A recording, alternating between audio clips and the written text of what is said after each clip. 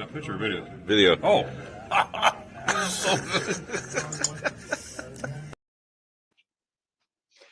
Good morning, everybody. Good morning, good afternoon, good day, good night, good everything. Hope everybody, they're doing very, very well. I'm looking forward to today. We're going to interview Escaping the Empty Nest, Mark and Terry Finley, all the way from Dallas, Texas, and I'm looking forward to it. But in the meantime, we're going to say hello to everybody, and then they're going to be knocking on our door, and we're going to answer it, and we're going to talk, and we're going to have a good old time. Let's see who's in the chat here. Oh, we got Nick here. Ich liebe Spaghetti Eis und ich liebe Minnesota Eis. Yes. Hey, Nick, thank you very much for that cup. Nick sent me a brand new coffee cup from Minnesota. Now, it's not only just a regular coffee cup. It's a coffee cup that says Minnesota Ice on it. Well, it says M-I-N-E-I-S. And I absolutely love it. For those of you who don't know, I have a morning coffee with Darion. It's called Morning Coffee with Darion. That's me. My name is Darion. And on Friday mornings at 8 a.m. Eastern Standard Time. And I feature different cups on the mornings of Friday mornings. And so next Friday morning, when I have my morning coffee with Darion, that's me. I'm going to feature that cup. So come check out that live, and you'll see the cup for sure. All right, we have. Thanks for being here, Nick, and thank you for that cup. It's awesome. Mr. Dermot, hey, Mary Ellen. All right, glad you're here. Good to go. Well, we got some people coming in the chat here. Awesome stuff. Eric. Hi, I'm ready too, Eric. Absolutely. Cheers to you. Hey, guess what? I'm drinking some coffee right now, as a matter of fact. Now, as I'm sitting here doing my live, there is two fire trucks in front of my house. Can you hold on a second?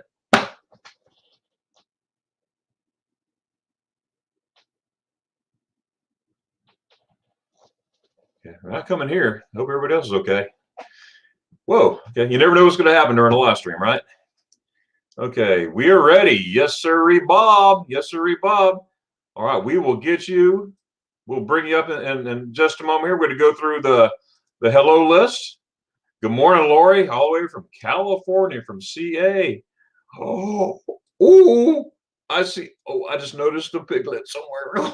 Hold on. Hang on a second. Hang on a second. Hey, Tommy. Hey, how y'all doing today? Hope you're doing well. We just got a bunch of rain and everything. It was pretty cool.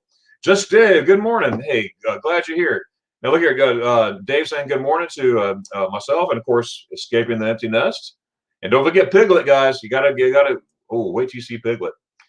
Got some hellos here. All right, Eric B. Good morning, sir. Hey, did you finalize your flight plans to Iceland? That is really cool. I like to do that one day. Go to that big pool, outside pool. It's all heated and everything. So hello, how's it going? There's Claus with his penguins. Doody penguins. I love those penguins. How you doing, sir? So hello, everybody. Once we get caught up here, we're going to bring up. Hey, Arno, wie geht es dir? Good. Oh man, yes.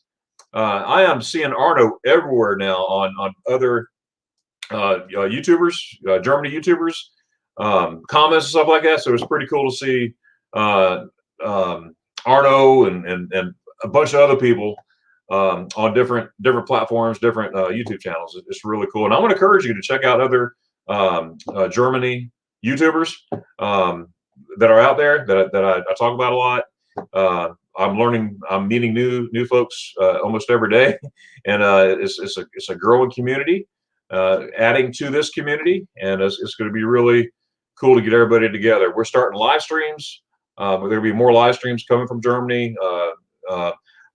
Most of them are Americans living in Germany that are YouTubers. Some are German, and some are Filipino living in Germany on live streams. I mean, you just don't know. We even have a Russian lady that lives in Germany, that loves Germany, and I hope to get her on a live stream one day too. We have Canadians and all the good stuff. So, but it's growing. It's a growing. It's growing. It's taking some time, but it is growing, and so I'm looking forward to that. I like to get Eric. That'd be cool to see Eric on a live stream. Not to put you on a spot there though. But that would be cool to see you do live streams because I think you're pretty cool. All right, I got some hellos here. Guten Tag, Holga. Hi, ich möchte, ich liebe meine Coffee. Coffee so good. In fact, I got this coffee cup from Dallas, Texas. It was given to me by Steve Lawson's staff there. So that worked great at Herb's house. Some hellos. I got some hellos. Eric B. All right, that's you. Najuma Brown. Hey, Najuma. I always love seeing Najuma. I love seeing everybody on here. But talk about being everywhere. Najuma is everywhere. It could be 2:02 in the morning. Okay, I'm exaggerating. But it could be anytime, any day, and there's Najuma. That's pretty cool. Good morning, Ford Man, my partner channel. Ooh, I'm getting close, Piglet. Hang on a second. Hang on. Jim. Good morning, everybody. Jim. Jim. Coming from a Ford man, that sounded kind of funny when you said GM products. Just how to say it. Shady Hill, good morning. Awesome that you are here. What I'm doing, we're going to get through the hellos and everything, and then we're gonna bring up this couple here from Dallas, Texas, and we're gonna have a good old time. So there, I'm out of coffee. I need to get to the store. Oh, Mary Ellen, I'm sorry. If I was close by, I would get my truck and I would bring you some coffee. I would surely do that for you. Good morning's here. Hello, Arno. I think I'm gonna book it. Oh, well, that's cool. You know, that's a good feeling. That's a good feeling when you get your flights all booked and everything. You saw my little short there of the feeling that I get when I book a trip to Germany. I think it's like a 10-second video. If you have not seen it, check it out. The feeling that I get when I book my flight to Germany, and turn it up as loud as you can because you can barely hear it. Coffee for all und Baumkuchen. Oh, ich möchte Kaffee und Baumkuchen mit spaghetti ice, yeah. Hey, put it all together. Might as well have it. Oh, that's so good. My beautiful wife brought this coffee up to me, but just before I came on, so I'm very, very happy about that. Yes, hello's morning. All right, where was there? Dutch Gamer, all the way from the Netherlands. How you doing, sir? Glad you are here. I like to teach German things and learn American. Hey, Arnold, well, same here. You know, I like to teach American things and learn German things. So we're a team. It's between 1,700 and 1,800, so I can't be full here. Hey, no worry, Dutch. Hey, I understand. Thanks for coming here. That really means a lot. That's really cool. Hello, Eric. Eric Leskowitz. I like that picture there, buddy. Got the Eiffel Tower in the background. I took my wife up there. Let me see, June of 2019. Let's see, last time I was in Germany was 1 October. That's when I left. But I was also there in June because I normally go to Europe twice a year at least, sometimes 3 times. But anyways, we got up there and everything, and she's not really keen on heights, but she did it there. Najuma, you're saying hello. Najuma's everywhere. My Turner grandpa grew up Long Island, Cedar Hill. Yeah, that's really cool. And Nick, guess what? My wife, my beautiful wife, she's from Long Island, New York. And I'm a Florida boy. I'm a Florida boy living in Germany. Living in Georgia. We moved up here a year ago. That's this past March. Time flies. But I met my Long Island girl and fell in love. She's the best thing since spaghetti ice. I tell you what, that says a lot now. Hey, Kelly Scourges. I love that dog. I love that. How you doing? So glad you're here. Man, good deal. All these folks here. That's good stuff. Kilgore, hubby's watching. Went to listen. Oh, nice. Very cool. Got a pair of strip scheduled for June. Put my way too. Also, makes me girls. Hey, keep hanging there, Eric. You know what? Don't listen to folks talking. I mean, people are going to talk. People got to gab. But what it boils down to is the official. The official. What are we going to do? Because you listen to some. You read some articles and it's doom and gloom. Doom and gloom meaning, oh, we're not going to travel for next year. Don't Then did you hear other ones where, hey, we have hope here, hope here. Go with go with the positive people, okay?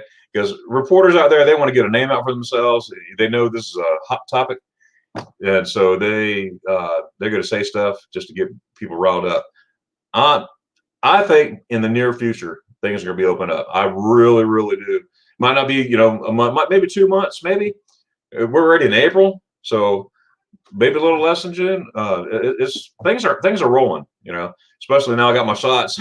It's got to roll now. But man, they just keep positive for sure. Ronnie, hello. I'm going to listen the best I can. Working today. Hey, Ronnie. Hey, thanks a lot for being here for sure. That was really cool. Can't wait to meet up with you again. That's gonna be cool. I've been meeting a lot of YouTubers lately. Where's a good morning, Jermaine? Hey, William Hughes. Hey, how's it going there? In Oregon, are you an Oregon Duck fan too? All right, I'm a Florida Gator fan, but I do like the Oregon Ducks. I like the uniforms, so they're pretty cool. Hope she isn't as cold. Oh, so good. Nope, she's not as cold as Spaghetti Eyes. Nope. She's warm when I give her a hug. You know what I mean? So yes, sirree, Bob. That was good, Olga. I would have spotted that one. I'm gonna lay down for bed. I have breakfast. Hey, Kelly. Hey, appreciate you for stopping by. That means a lot. That's really cool, Kelly. So stop by anytime. Absolutely. Feeling better from the COVID shot? Yeah, much better. Yeah. The worst part of the shot was the prick. I got the needle stick. Okay, the first one I didn't feel a thing. I also just put out a video out a couple of days ago when I took dose 1 and dose 2, and the dose 2, I felt it, and you can see it in that video. It's like a 5-minute video. All right, getting caught up here both a little bit. A little bit. Yes, that's right. I got a little bit of German in me now. Got the Pfizer shot. Very good, Nick. Morning. Said morning. William Hughes, want to try something? Chocolate chip mint ice cream with orange flavored coffee. Ooh, orange flavored coffee, William. Wow. I might have to do that one day. Thank you. In the pig. Troy, hey, lock and load. One. What round magazine? Hello, Guten Tag. Let's see, or Guten Morgen right now. Pretty soon to be Guten Tag. That's right. Lori Sims. All right. Well, we are caught up right now, and I'm going to bring up our buddies and Mark and Terry Finley as they get situated there, and also they have a special guest within themselves. I bet Eric. Ooh, wow, yes, it's entire stuff. So here we go. Now, what I'm going to do, I'm going to be talking to them. I'm going to keep putting everybody's comments on the front. If I don't say anything, don't worry about it. I've seen it. If it's on the screen, I acknowledged it. But we'll just go from there. Okay.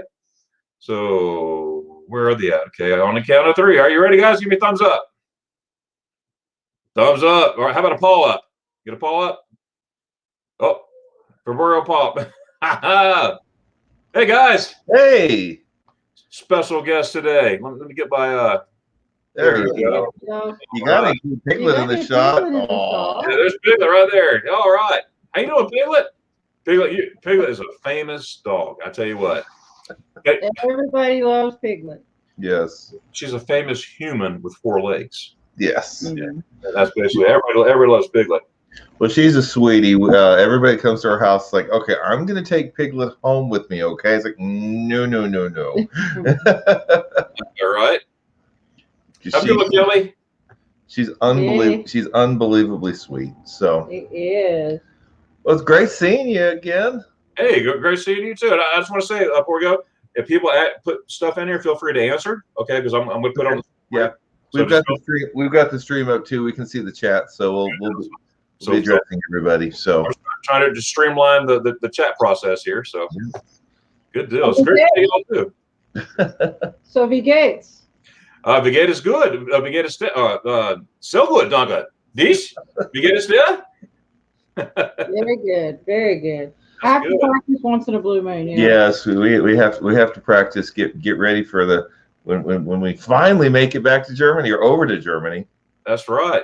So hello everybody who's saying hi to the Finleys. Good morning. Hi Eric. Hi Lori. Hi Paul. Hi Arno. There's Ryan right there. Ryan came out to Helen, Georgia, and we had a good time. We got to hook up more too with that. So guys, look at Moin, Mark and Terry. Hello. Hello, Holger. Yeah. Just trying the raspberry pavilion and white chocolate ice cream. I found a small ice cream. Oh, Paul. Oh, that sounds so good. What do you think, Mark and Terry? Let's see. That does sound good. It does, doesn't it? All right.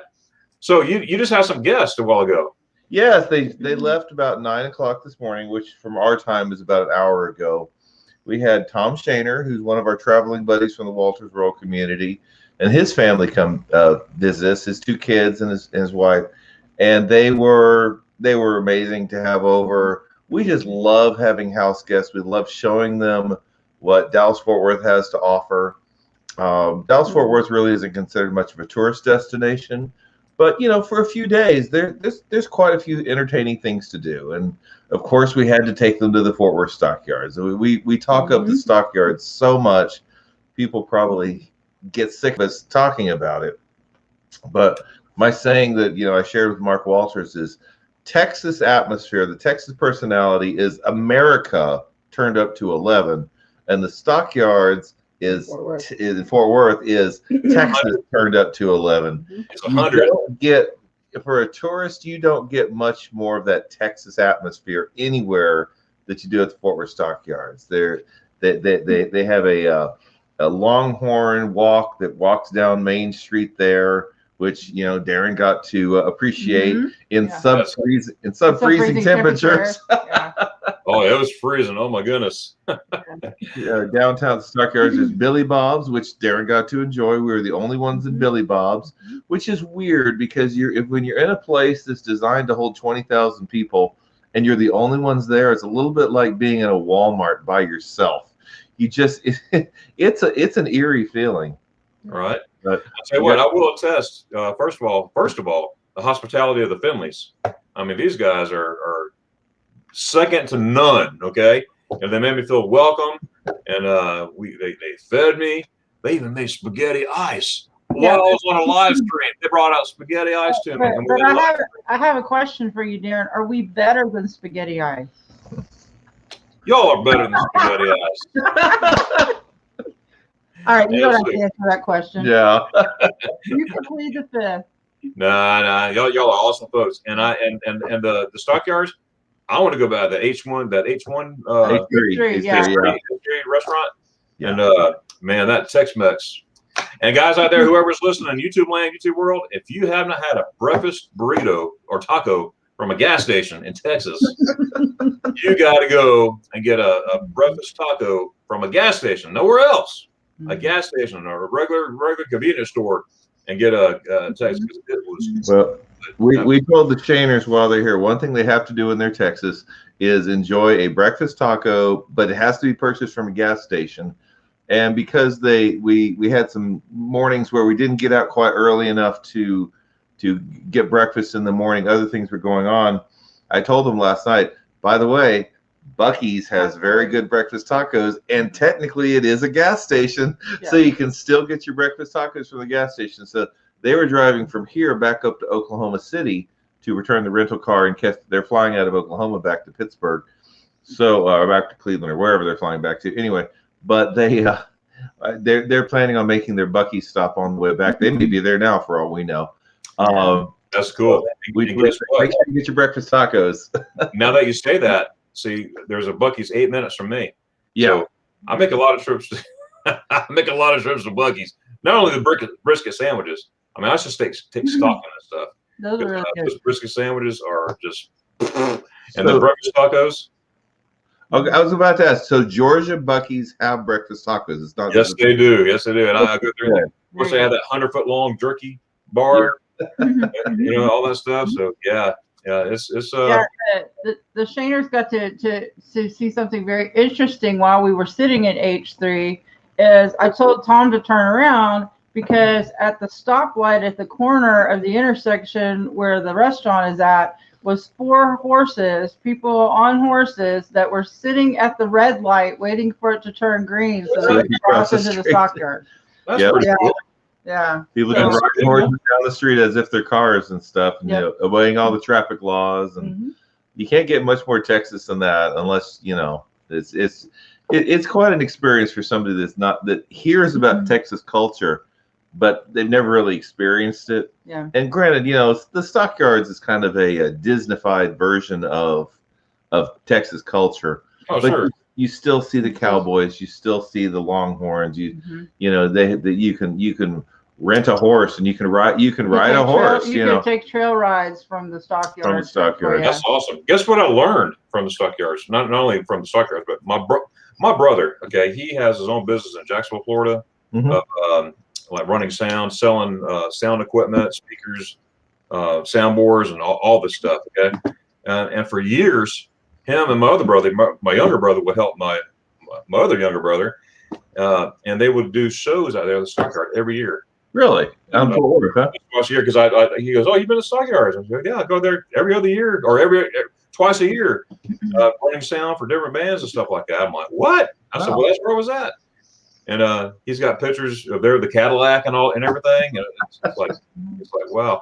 Nick is saying here, Mark and Terry, what happened with April after you got off the return Wi-Fi? Yeah, for those of you who don't know, maybe we should give a little backstory here. So coming back from Hawaii a couple weeks ago, April was experiencing chest pain and like a stabbing pain in her chest. And for the last 4 hours of an 8-hour flight, she was in extreme discomfort, and they let her go back to the galley and lay on the floor, and they were calling to see if there were doctors or medical professionals on the plane to help her out. And we still don't know exactly what it was. We think it was some kind of gastric ulcer that was irritated by something she ate or the pressure of the plane, even though she didn't have problems with it going over there, but just coming back.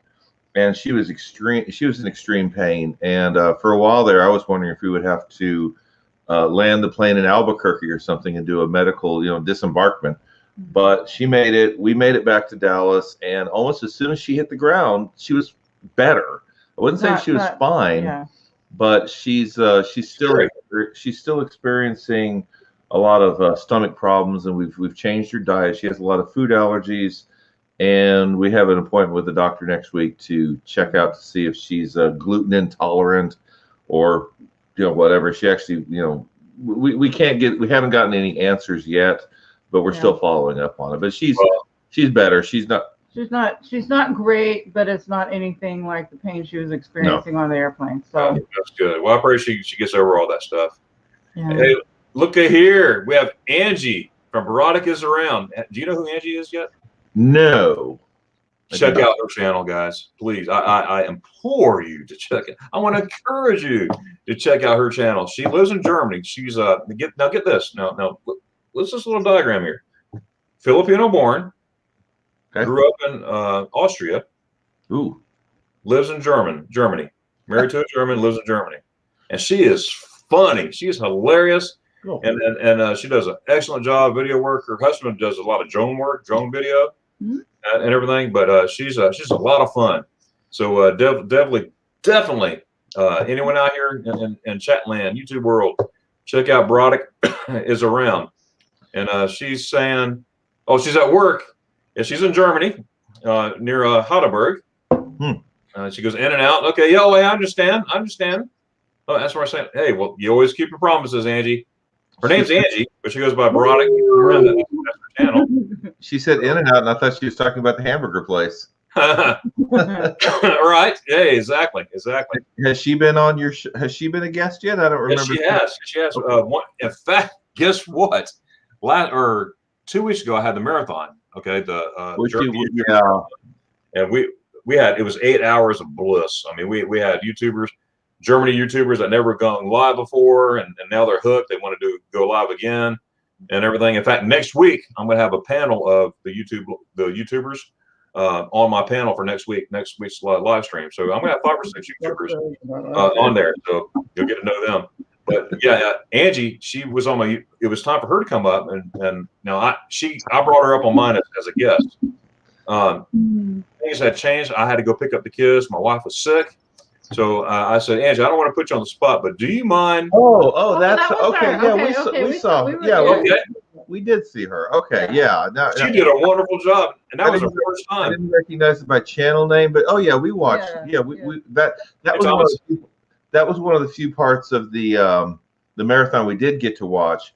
I can't remember what we had going on that morning, but it was one of those mornings where we had one thing after another. Of course, it started by our time ridiculously early. So right. Did I say Austria? I thought I said Australia. No, you said Austria. I'm sorry. My apologies. Australia. Yes. Yes. I know you said Austria because you said move from Austria to Germany. It's like, well, that's like crossing the that's just like street. Right. Yeah. Australia. Yeah. And Schuttigens, Yeah. you see, so I understand, Angie. But Angie, she filled in for like almost 30 minutes while I went to go pick up. Wow. And I can hear everything on my phone when I was driving. I was like, she's a natural. You go, girl. That's funny. Right. Troy saying hello. Yes, Australia. Yep. That's right, Eric. From Australia, you always got the two mixed up there. Yes, Claus. It's in my head, but I guess coming out, between Australia and Austria, because I have friends in Austria now. Hello, Eric. And I have friends in Australia. So with the Down Under cruisers, Sean and Alana. Have you heard of them? No, I haven't. Yeah, excellent folks. It's so hard. Yeah, right, Arno. Well, I really got called out for that. Oh my goodness. Wow.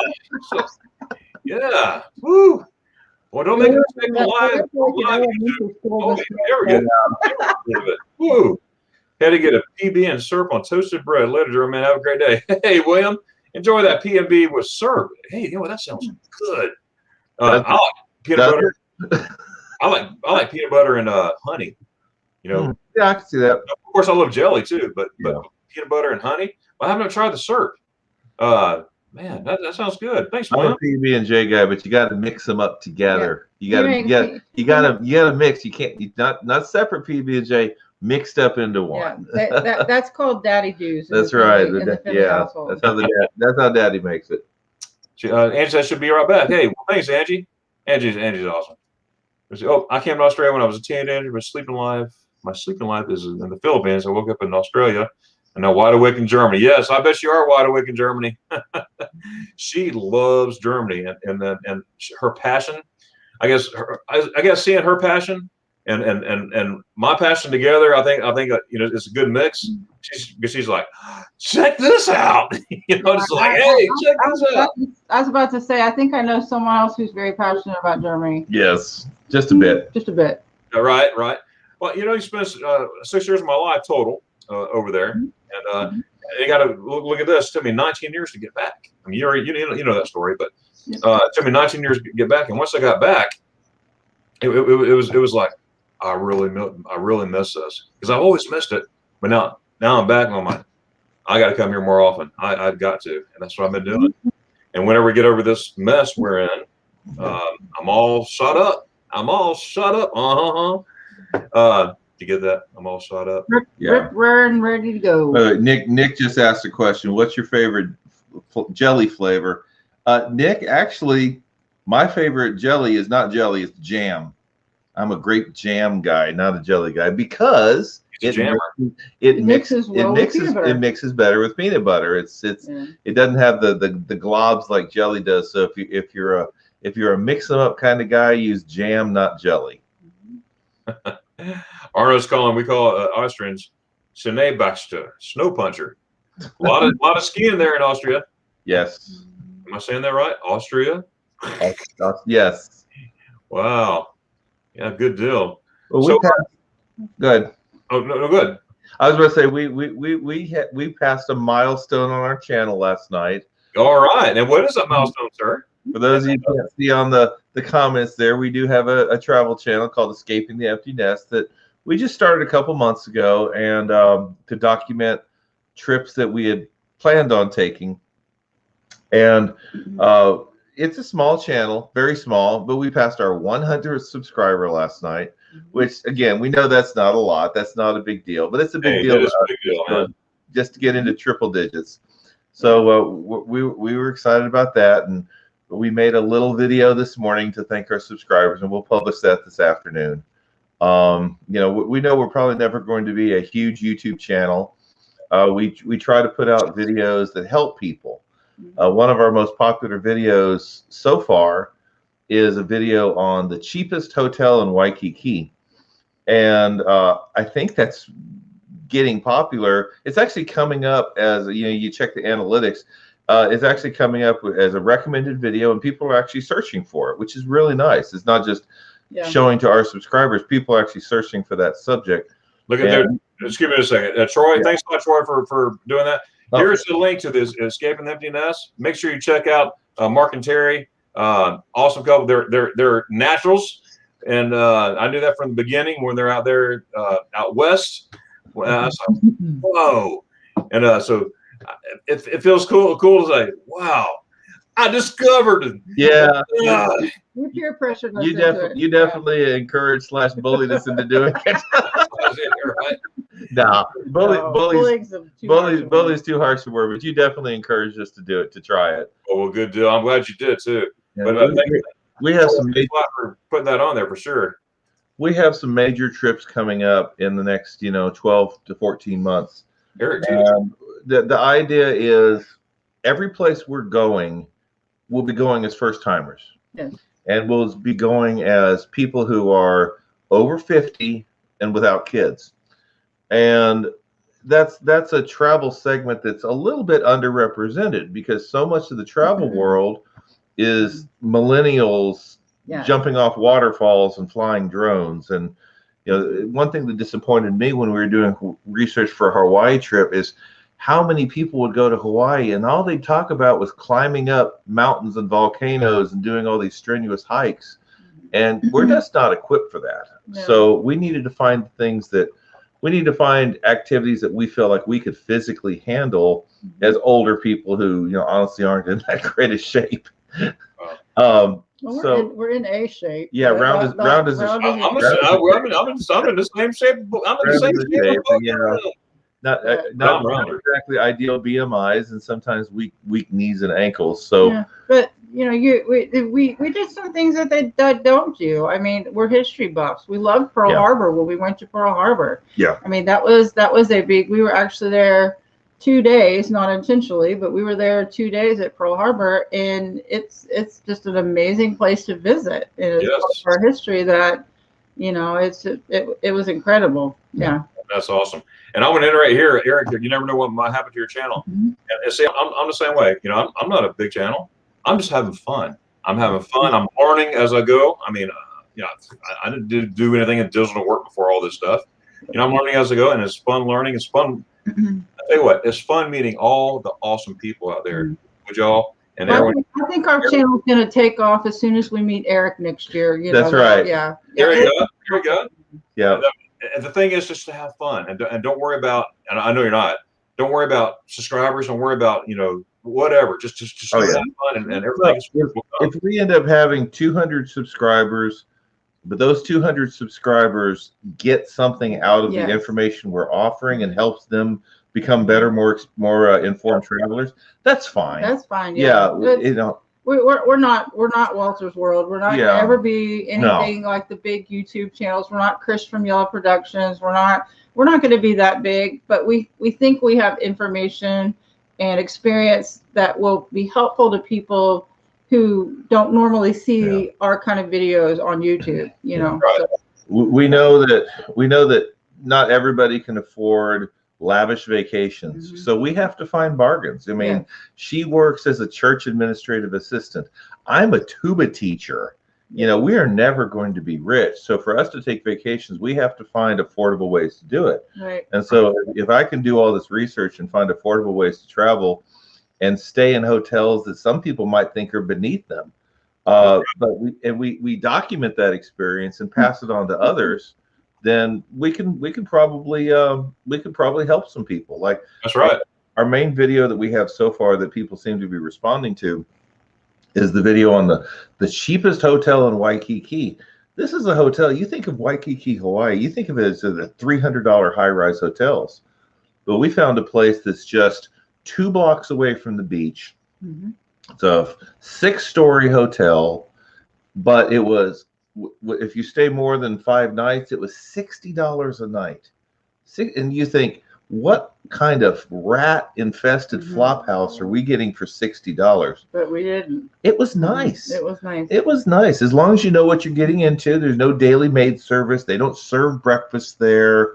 Limited office hours. And we documented all that in the video. And if those are the conditions you're willing to stay under to get someplace that's clean, felt safe, and had amenities. I mean, it had kind of a wet bar there with a sink, with a coffee pot, microwave, safe, Refrigerator with a freezer. Yeah, refrigerator with separate freezer, nice size Yeah. refrigerator. That's right. And it had a balcony, a locked all you balcony. need. Yeah, it was like when he told me about it in the first place, the first thing I said, we're just going to be sleeping there, right? yeah, but we ended up And saying that so, we ended up yeah, doing more because yeah, of weather conditions. But Right. you know, Look here, Klaus saying when it reaches 100,000, we hear all of us saying we were there from the beginning. that's right. Yes, that's exactly right, Klaus. And you're invited to the party. That's right. We got Holger. He wants to go to Hawaii. I want to get to Hawaii one of these days. I was born there, as you know. I was born in Hawaii. I left when I was 9 months old, and have been back since. I had plenty of chances to go, but I keep going back to Deutschland. It's East Liebe Deutschland, y'all. Yep. And but one of these days, I gotta hook a Germany Hawaii trip together. Like go visit Hawaii for a couple of days and go to Germany for a couple.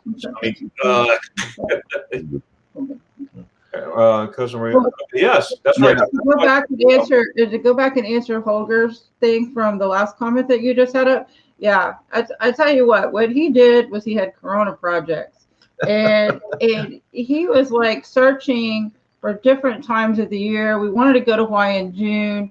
He says, well, that's going to be more expensive for all the four of us to go. So he said, let's look at spring break. And, he just sat there on American Airlines. And at one point in time, the website glitched or something. It wasn't. We thought it was a glitch. We thought it was a glitch, but they were updating the website. And when it came back up again, that's when he snagged our cheap round trip flights from DFW to Hawaii for $198. So if you got time on your hands, like he's had during the coronavirus thing, you can find really good deals. And we would have never thought that we would have been able to take a family of four to Hawaii affordably. Yeah. We would thought that we're just going to be out of pocket a lot of money.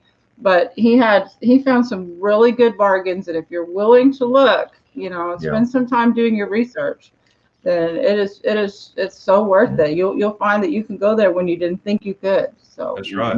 We also experimented, took a chance on a rental car agency in Hawaii that was not one of the big boys. It wasn't Avis, it wasn't Hertz, it wasn't even Dollar. It was just this little place that operated off of an alley somewhere. You look at their building and you thought, what kind of disaster situation are you getting yourselves into? But it ended up being a great experience. And we paid, get this, $212 for 6-day car rental on Oahu in Honolulu. Absolutely incredible. $212 for 6-day car rental. It's unheard of. You can't get that kind of car rental prices in Cleveland, let alone Hawaii. Yeah. And I just looked the other day, just for the heck of it. There was one agency there, $700 a day. Oh yeah. And that's what they were telling us. Is because during COVID, a lot of the companies had to sell off their stock, and so there's not as many rental cars on the island as there used to be.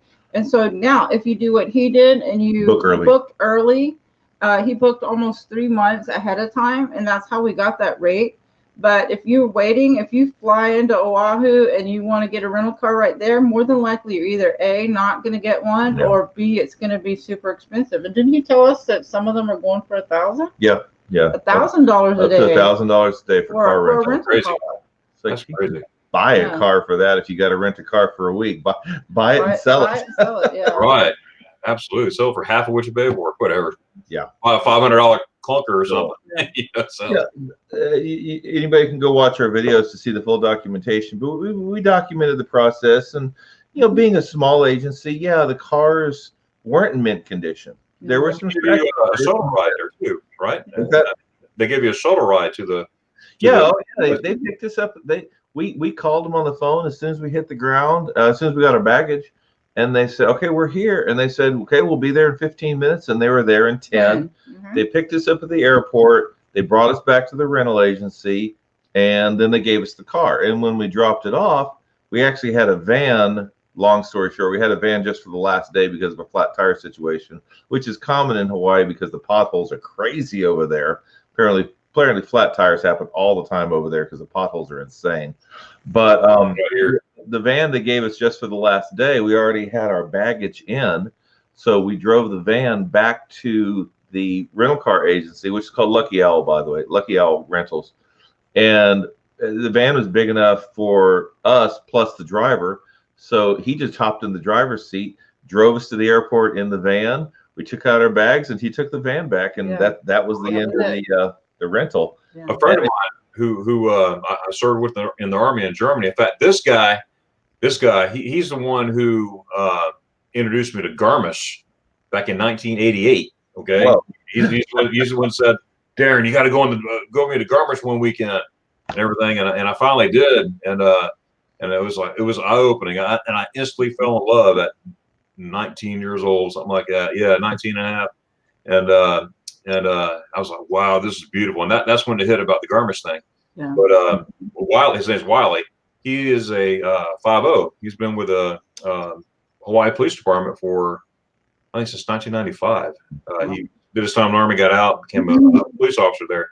And where I was getting at, he was telling me about the potholes. He goes, everything is great except the potholes in the road. Yeah, and that's one thing that doing our research, anybody who knows me, I'm a research king. I research stuff to ridiculous degrees, including using I use a VR headset to explore the streets of the cities before I get there. So I feel like I already know how to walk around cities. But that's actually something that never came up in any of the research we talked about. People always talk about, oh, Hawaii is amazing this, amazing that. And so far, most of the videos we've put out, I've titled "The Truth About Blank," because I want to share the good and bad. I want to talk about, okay, this hotel may be amazing, but there's a couple downsides. So, there's not been a single truth video that I put out so far that's been 100% positive, because I want to make sure people know the full story. That's right. And you can never over research. I mean, people, you just can't, because I like to do the same thing. I want to know what I'm getting into. And with the day and age of internet, go figure. You have everything at your fingertips. Most of everything at your fingertips. And you can get an idea, a guide, what you could do. Even if you haven't been to a place, you can find out, like you got that VR headset. Yes, VR. You could get an address. You can street walk where you're going. I mean, that's pretty awesome. I know how when we reach Venice next year, fingers crossed, I know once we get off the Vaporetto boat, I know which roads I have to walk down. Take a left here. Okay, there's a bridge you go over. You take a right, and there's the hotel. That's awesome. I can visualize all that in my mind before we ever hit the ground, and that's Venice. People say, "Oh, you always get lost in Venice." Yeah. I feel like I know how to get around in Venice. At least that area of Venice, not the whole thing, obviously. Cool. But same thing with Rome. I know exactly how to get from our train station to the hotel to the subway stop. I know that area well enough. I know in my mind how to walk from our hotel to exactly what you have to do to get to the Trevi Fountain, because we're planning on doing that at night, in the middle of the night, like 2 a.m. because that's the only time Trevi Fountain isn't overloaded with visitors. Yeah, that's smart. Got to do it early. Yeah. And hey, you know yourself that you did the route from Munich to Garmisch, so that's right. On the headset. That's right. That's exactly a walking route. Yeah. Hey, going back to Eric B's comment about the custom URL for our YouTube channel, it's true. That was one thing. Yeah, there it is. That's one thing I was looking forward to. That's the first thing that popped in my mind when we got our 100 subscriber was, oh, cool. I can change it to youtube.com/escaping the empty nest. What I found out was, yes, technically you can do that, but you have to wait for the invitation from YouTube. So they tell you when you can do that at some point after you hit 100. It's not right away. Yeah. And I think they probably do that to make sure that you don't get like 100 and then go back to 99. And then go back to 99. Yeah. There's a little bit of a waiting period there, and we're still waiting on that. It's coming.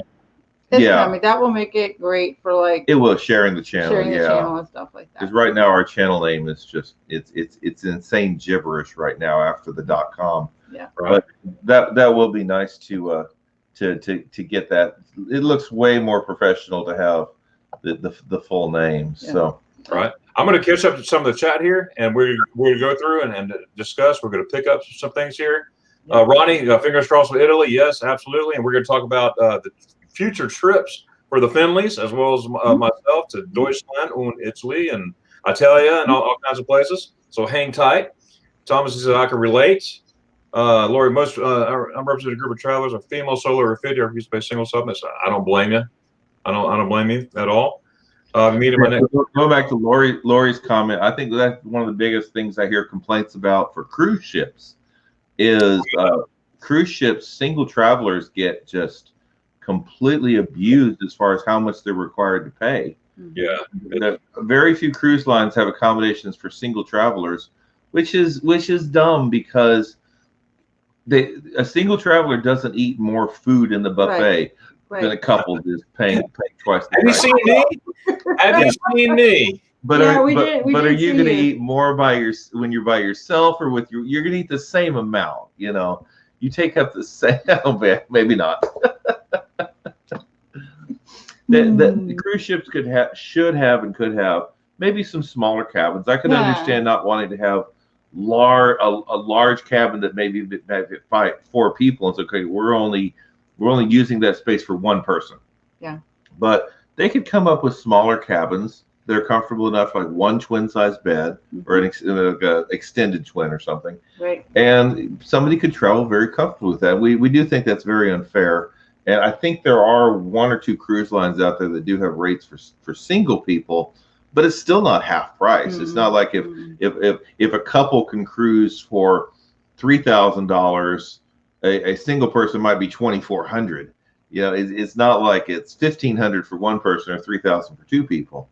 Right. One thing that irritated me was when we were planning a cruise for 3 people in 2 people in 1 cabin, let's say, was $2,000. Adding that 3rd person, you think would just be a little bit more expensive. No, adding that 3rd person exploded the price.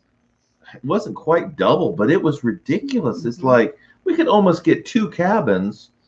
If we had 4 people, we could almost get 2 cabins for what it costs just to have 3 people in 1 cabin, which we thought was the pricing structure for that just made absolutely no sense and was really insane. And things like that. And don't even get me started on things like the fact that I can fly from Dallas to France cheaper. No, hear me out. Dallas to Atlanta to France is cheaper than Atlanta to France. That makes no sense. And I think that's now I looked into that more. I think that's where you're at, trying to get you to buy the tickets from where you're at. I mean, because I see tickets all the time, like from here, like from Atlanta, like to Germany, and actually I looked at France, and it was $900 straight from Atlanta, no coming flights. But I mean, you never know. But did you look how much it was if you started the trip in Dallas? Yes. And how much was it there? It was about $200 more. Really? Okay, that's different. When I was, but it changes all the time. Yeah, I'm sure it changes. That's true. So, but you'd think taking off 1 whole leg of the journey would make it significantly cheaper, and it doesn't. So it's crazy. So. Nick's going to be meeting Nick Barnett's coming up on Memorial Day. That's going to be cool. We're hoping to meet Nick Barnett's when we go to our Boston trip in October. We're driving up into upstate New York. We're trying to get him to come up and join us in Ticonderoga when we go up there and hopefully eat dinner with us. Yeah, Nick Barnett's has started his own YouTube channel now too. So that's right. Global Nico. Yeah, so he's doing Albany and upstate New York stuff right now, but can't wait for him to get back to Greece or whatever to see how that channel will go. Did we ever find out where he is right now? Because he is on a trip right now. He is on a trip somewhere. But he hasn't revealed where he is. He's keeping it a big mystery. Well, you gotta watch his channel and find out. But I want to know now, Nick. Where are you, dude? Eric says Walter's World started out small as well, just helping people, and then it was big, but it didn't start out. No, it didn't. Because when I met Walter's World 11 years ago, pretty soon to be 12 years ago. Wow. Wow, time flies. Some of you heard this, some of you haven't. I remember I just got back from Germany, and was it 2000, my 2009 trip, something like that. And I didn't even know how to subscribe. I didn't know anything about YouTube really. I'm just looking. I'm exploring YouTube, and I just put Germany in there, and then I'm looking at Mark's video. My first video I saw, he's standing in a black trench coat type thing with his piece of paper talking about Munich. In Munich, I was like, wow, this guy knows his stuff. Who is this guy? Who is this matchman? Yes. And I've been hooked ever since. Once his video skills and editing, and once he learned the process of shooting a good video to catch up with his knowledge. For a long time, Mark's knowledge was way above his experience as a video editor. We locked up there for a second. Anyway, so but yeah, his knowledge has always been amazing, and he's always been interested in helping people. His videos actually started more as a language video. He was helping people with language issues, and eventually that turned more into more into travel tips, and just kind of naturally progressed. And of course, I think most people know the Walters are some of our dearest friends. We love them to death, and we got to give them the Texas tour too. And we just love showing people the hidden gems of Dallas Fort Worth. And you're going to be back in June, and we'll finally get to show you Fredericksburg. Yes. And, That's a very good. Yeah. Oh, so good. Lori saying she enjoyed your videos, and congratulations on your 100 subs. Thank you. And yeah, that's right, Eric. Absolutely. Yeah, that is expensive, Arno. I'm going to have some dinner back. Hey, Eric, hope you're enjoying your dinner. You're probably eating by now. Kim, M. Hey, good morning, Darion, Mark and Terry. Echo Lori, you're doing a great job with your content. Thank you, Kim. Thanks. Awesome stuff. Awesome stuff. Yes, okay. I'm an over-researcher. Hey, there you go, Eric. That's right. You got to be an over-researcher. Yeah. And know your stuff here. Got some hellos. Morning. Hello, travel friends. Kim M. Yeah, we're so glad you're here. Over says, in my house, my wife is called Research Alerts. It's not only rhymes, but it's also true. Okay. Hey, there's nothing wrong with researching. That's for sure. Knowledge is power, right? Knowledge is power. Yes. Especially COVID capacity researchers now. I have booked many things from New York next month. Got a plan ahead. Yes, you do. You got a plan ahead all the time. Lori says I got lost every time. But that's part of the fun too. That's part of the fun. I can see the point.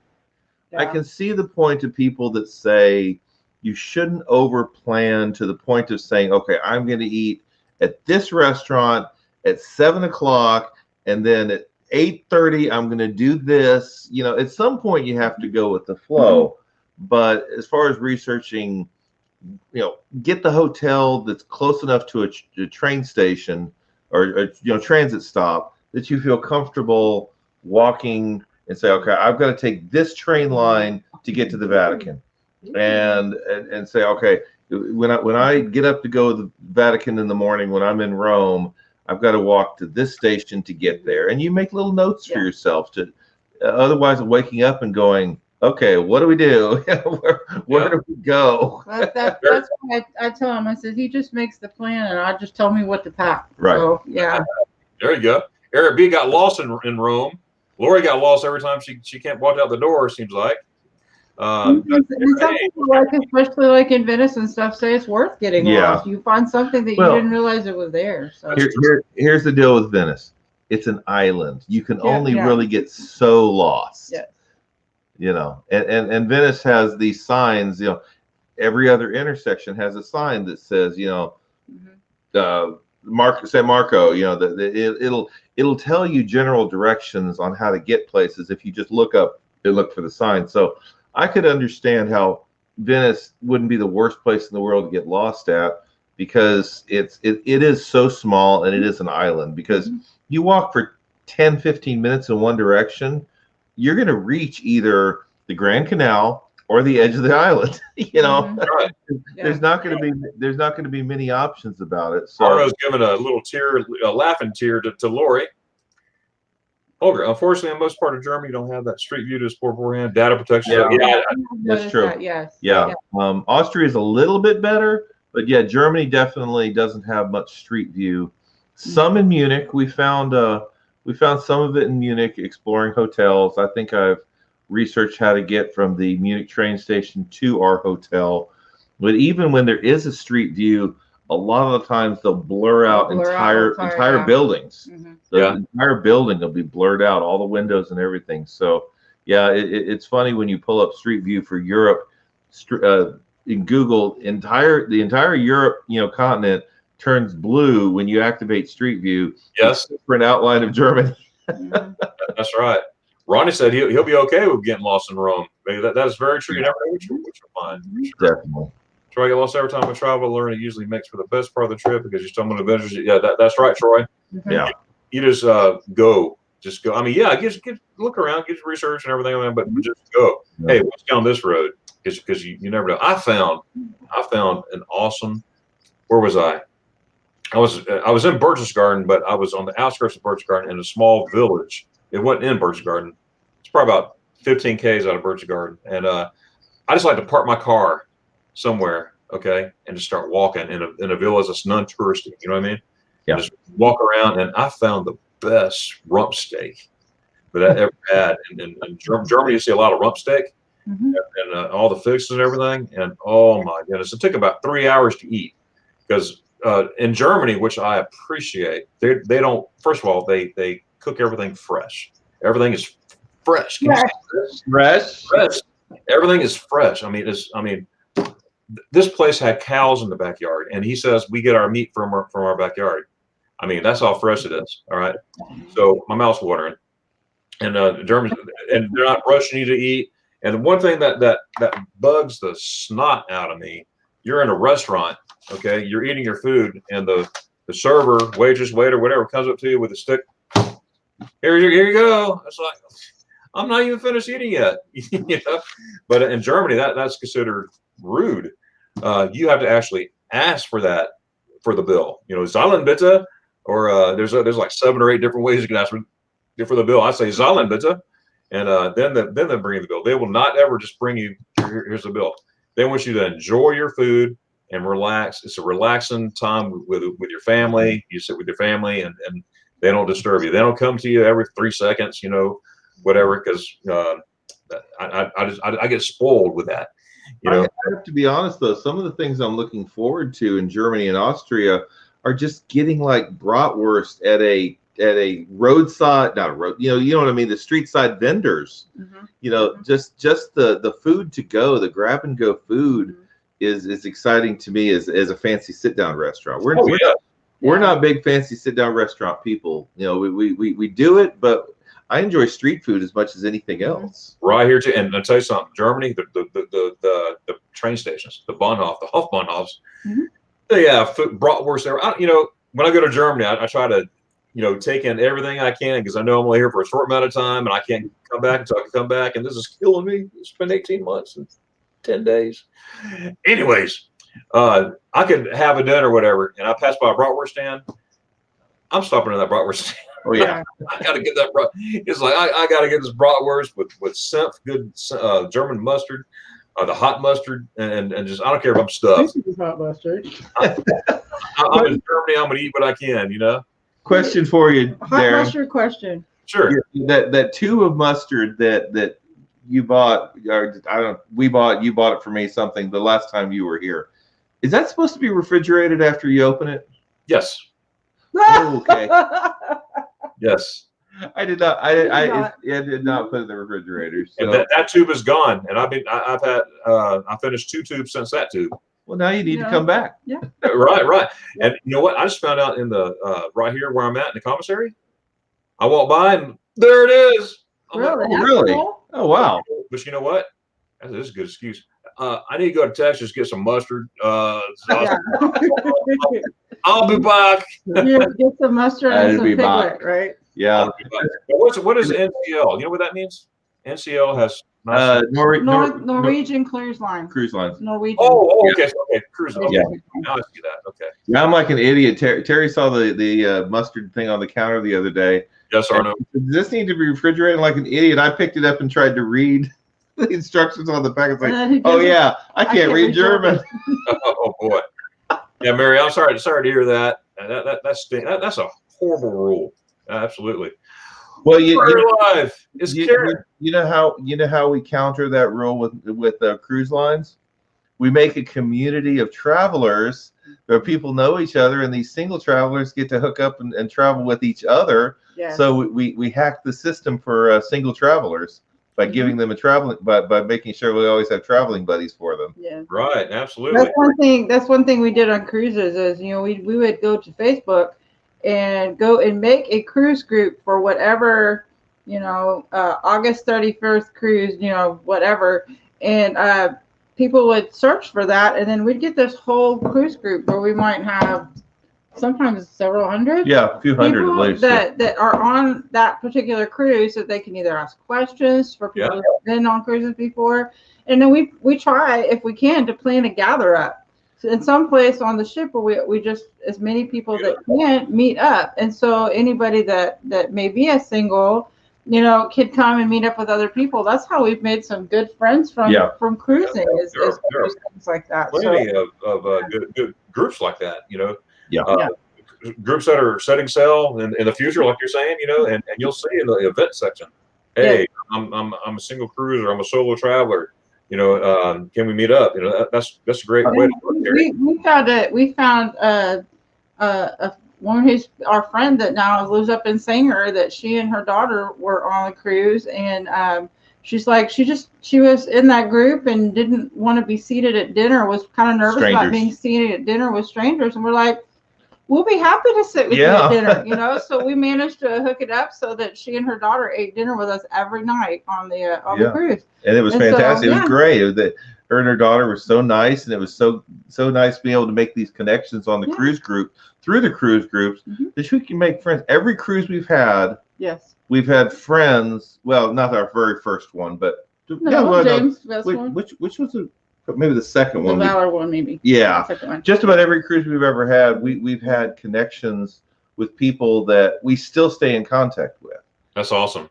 Yeah. You know, it's kind of the same thing for, you know, this traveling when we go to travel over in Europe. You know, we've met Eric that way. We look forward to meeting up with Eric once we're over there, and you know, others that are over there.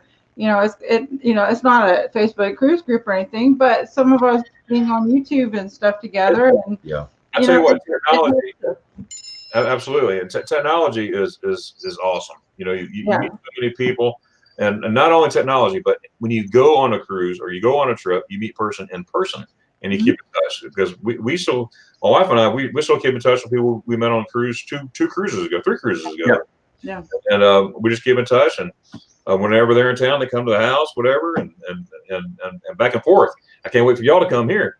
And I mean, it's just really cool. This is Karen here, Prairie Life. Prairie Life, she lives in Canada.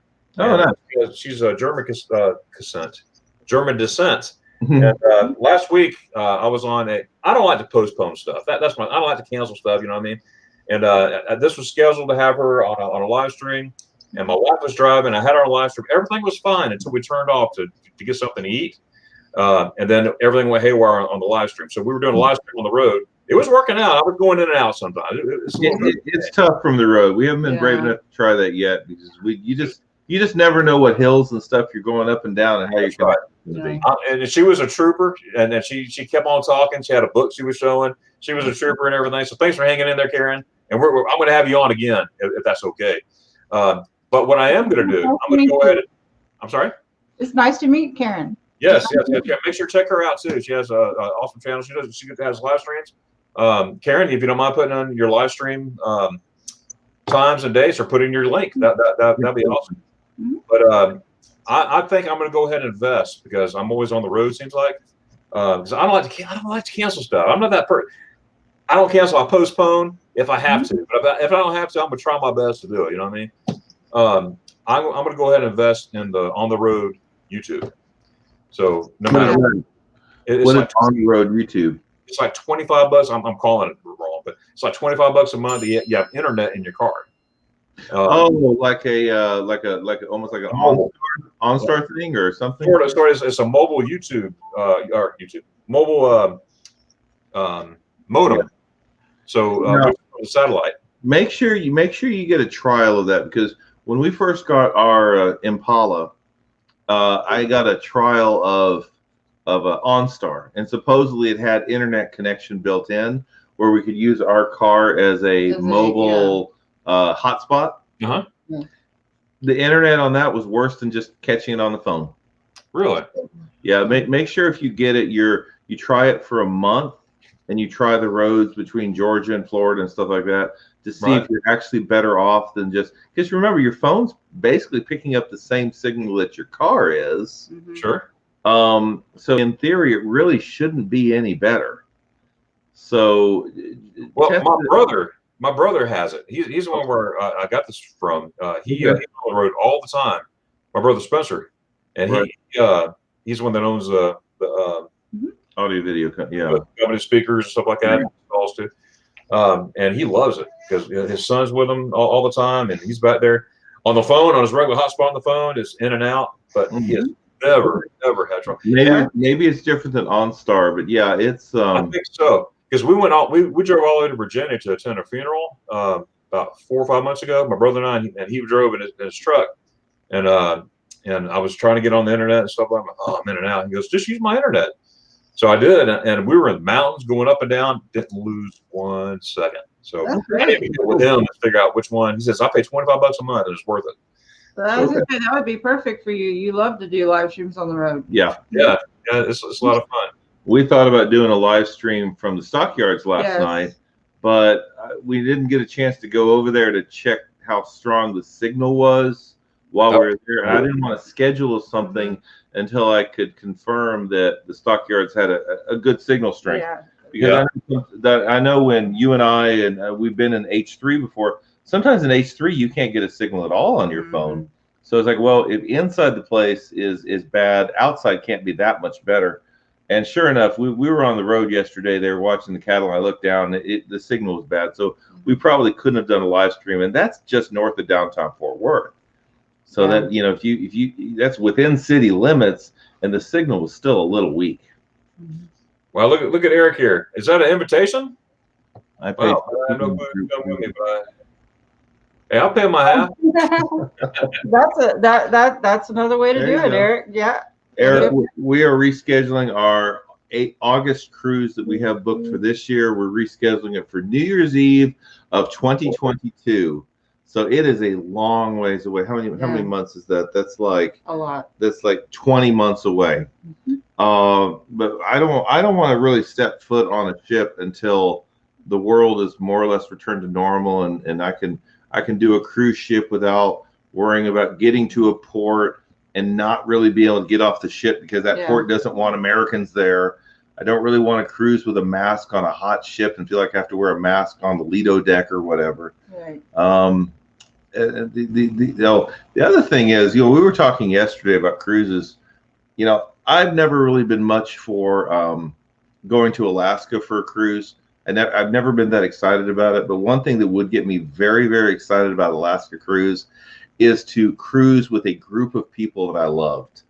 Wouldn't it be amazing to get all these people in the Magnificent Germany community and the Waltersville community and all these friends? That's right. A group cruise to Alaska, maybe in 2023, maybe, spring break of 2023. Wouldn't that be amazing to spend a week on a cruise ship in Alaska with all these people that, we talk with on a daily basis? Right.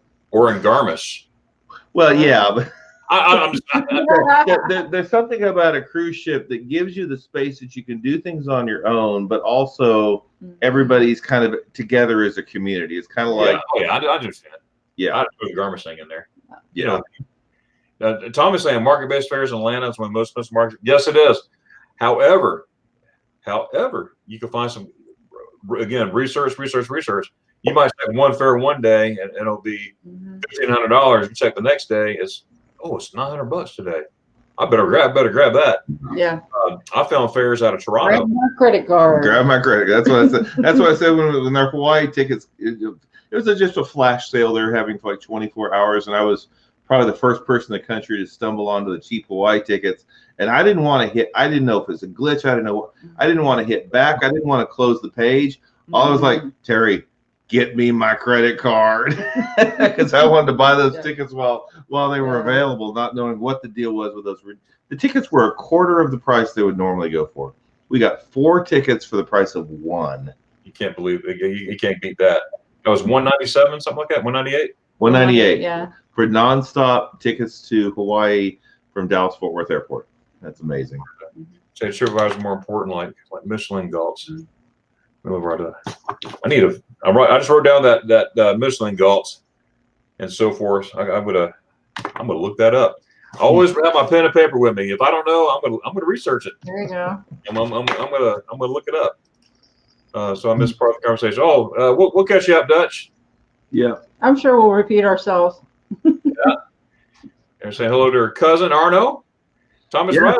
Thomas is going to be in town, and we're going to hook up with him and his sister, and hopefully get to show them some sights. And yeah, we love receiving receiving guests here in Dallas Fort Worth, and it's evident. Yeah, we love hosting. We love hosting. So. Right. And we're the same way here too. So Yeah. turns Syria turns gluten to gluten. Wrong loss of bread and broach in Germany. Oh yes. Oh my goodness. Yeah, very very much. I think that's what you're looking forward to is bread in Germany. Yes, I love bread. I love fresh bread. Oh man, every corner that you go to, not every corner, but every corner that you go to in Germany, you got the smells of fresh bread, fresh broach. I love that. Pastries. I mean, you just and the coffee. Germans love coffee. It could be a midday thing too, like 2:30 in the afternoon, 3 o'clock. You see Germans sipping coffee outside, inside, and it's good stuff. And my favorite, one of my favorite places to go is a place called Kroner's in Garmisch. I've heard of them. Yeah. And it has the bomb cooking. It's a cake. It's a real thin cake, served with German coffee. You're sipping your coffee, and you're slicing your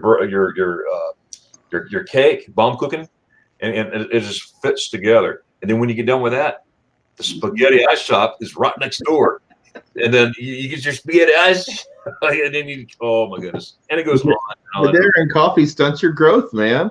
Yeah. Hey, let it stunt. Mark is about 5'4" and a half. Right, Mark? 6'8". 6'8". Yes, he's a tall fella. That's for sure. Good morning, Carmen, all the way from California. Hey, how are you? Morning, Carmen. Hello, Carmen. Carmen. Yeah, now that we're halfway behind, are we? Yeah. Troy, again, put your channel out there, guys out there, world, YouTube land. Make sure you check it out. Somebody said we're up to 102 subscribers. Woo! Maybe we'll get our link now. Maybe we'll change our channel. Check out this wonderful couples channel called the Escaping the Empty Nest. And there's a link right there in the chat. How easy can that be? It costs nothing to subscribe. It costs absolutely nothing. Yeah. So make sure you check out my friends there. And thanks, Troy, for doing that. Thank you. Bratwurst when you're in Germany. Oh yes, pommies. Oh, pommies are French fries. Okay, but don't say French fries in Germany. But pommies. Oh, they're so good. The French fries right off the road. They wrap it up, put it in a paper. You put a whole blob of mayonnaise there. Oh, and the bratwurst. Oh, Germany, open up, please. I am so ready to go. He's ready to explode. Yes. Yes. I'm over it. I'm done. I'm over it. I'm ready. Catching up. I had all the stuff planned, which is fine. I got all planned. The plan's still there. I just need to get there. If you let me get there, man, I have all kinds of content. I got lost in Amsterdam. That was some of the best times I had in Europe. Oh yes. Getting lost, especially in Amsterdam. That's a different story there. There's some things in Amsterdam that I can't unsee. Now there's a pretty Amsterdam's a pretty city. It's a beautiful city. But there's certain parts that did I just see that? I want to see that and everything. But it's good. And not only there's more to the Netherlands than Amsterdam. I mean, there's all kinds of beautiful cities in the Netherlands. It's just beautiful. You see all the Holland windmills and everything. Pommies with ketchup, I feel much. Oh yes, I love pommies with ketchup. And mayonnaise too. But mix it up. You mix up the mayonnaise and the ketchup together. It's good stuff. Speaking of, did I just see that? I didn't want to see that. Tom was telling us about how when he was in Munich and he visited the English Garden, and there's all of a sudden it's like, whoa, a lot of nudity here. Yeah, and it was like, oh my goodness. Cover that thing up. I didn't need to see that. No, Man, Yeah, please. we're so different, we Americans. you Yeah, know? we're so prudish. Yeah. What Yeah, English Garden is a beautiful, beautiful garden. People are relaxing all over the place. Yeah, there are areas where their nudity is, well, it could be anywhere in the English Garden. They just, here I am. Yeah, You know, you walk on, going your merry way. And you can always tell, you know, you always tell they're having a good time. They just don't care. They're just, yeah. they're just whatever. It's just part of their life. You know, it's part of the culture. It's nudity, it's skin. Here it is. It's not like it is there in the States. If you do it, you're going to jail. That's how God created you when you came in this world, right? How we came in our birthday suits. Yep. Also sing happy birthday when you're going through the English Garden. That's for sure. It's a beautiful place. Laura says, that is true. And why I like to travel solo, never over-planned signs in the back alleyways. Good enough signs. I stayed in the Great Canal next to the bridge. Okay. Yeah. Yep. That's good insight there. Did you say fresh? Yeah, we did a while back. Yes. Yeah, 20 minutes ago. I did say fresh. Can we hear it again? Fresh?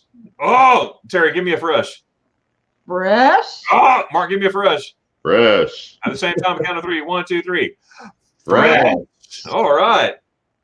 Days got planned out at least half the day, even if free to wander every city, usually in small groups. Yeah, there you go. That's the way to do it. Piglet. Hey, Piglet. She's taking them out. You wore her out. All the excitement of being a YouTuber. Yeah. Alan say, hello, friends. Join late. Everyone hit that like button. Hey, thank you so much, Alan. I appreciate that. Thanks for coming by, too. That is very awesome. I guess, hello. Everybody saying hello to Alan? Carmen says, I can live off street food. My husband prefers restaurants. Yeah. I like it all. I like it all because I go to the restaurants, then I go hit the street food vendors. Yeah. After I eat for There's something for everybody. I have to go have errands around. I've also with everyone. New gentlemen, thanks for coming in. You're always here, and I appreciate your support. You're probably gone by now, but I appreciate your support. That's awesome. And guys out there, that's what we need to do in YouTube world, YouTube land. We need to support each other. Okay, support Escaping the Nest. Support all these channels that are here with us. Support the channels that are not here with us right now. And you do that by subscribing, hitting the like button, or leaving a comment. Leaving a comment in the section. It's always nice to get those comments. I appreciate everybody leaving those comments on the videos that I make. That it just lights me up when I see that.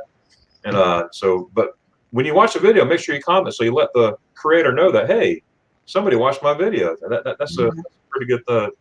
It's encouragement to those who create videos. So thank you for all the support. See how guys have to leave. Hey, bye y'all. Dankeschön, tschüss. Holger, always glad you're here. Yeah, Holger lives in New York. He's from Germany. And he's fun to watch. He has a lot of YouTube German. I watch his videos to learn German too. Oh, there you go. In the German language. Now I watch a lot of videos that are in German because that's how you learn, right? So I learn, pause. Okay, what do you say? Oh, let me look that up. Oh, okay, and then go back, and then I put the sentences together. And I've been working a lot on grammar lately on the German language because grammar is different. Because you got the feminine, masculine, and all that stuff. So, and a good way to do that is find a German YouTuber in German, and just go. That's just one way. Yes. Those brothers are the bust. Yeah. Guess go to Imbus. Hey, Angie's back. Yes, Imbus. Yes. Yeah, cool deal. Remember, hit the thumbs up. Klaus, thanks so much. I appreciate that. Bye, Holger. All right.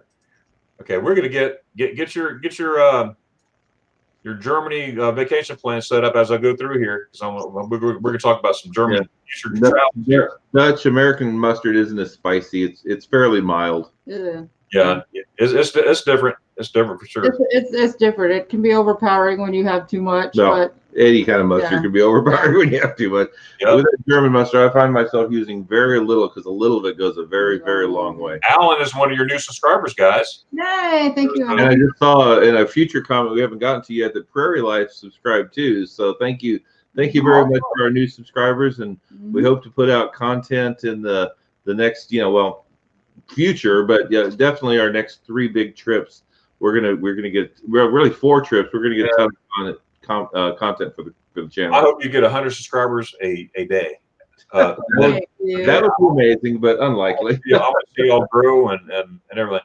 But again, remember, it's not about the subscribers. I know. about you having fun and helping people. I love helping people. Yeah. That's all our intention is. That's why we're doing is to help people learn to travel affordably. So. Yeah. I can make all kinds of money doing what I do as for itineraries. A lot of people don't see what behind the scenes. I help people itineraries. People contact me like crazy.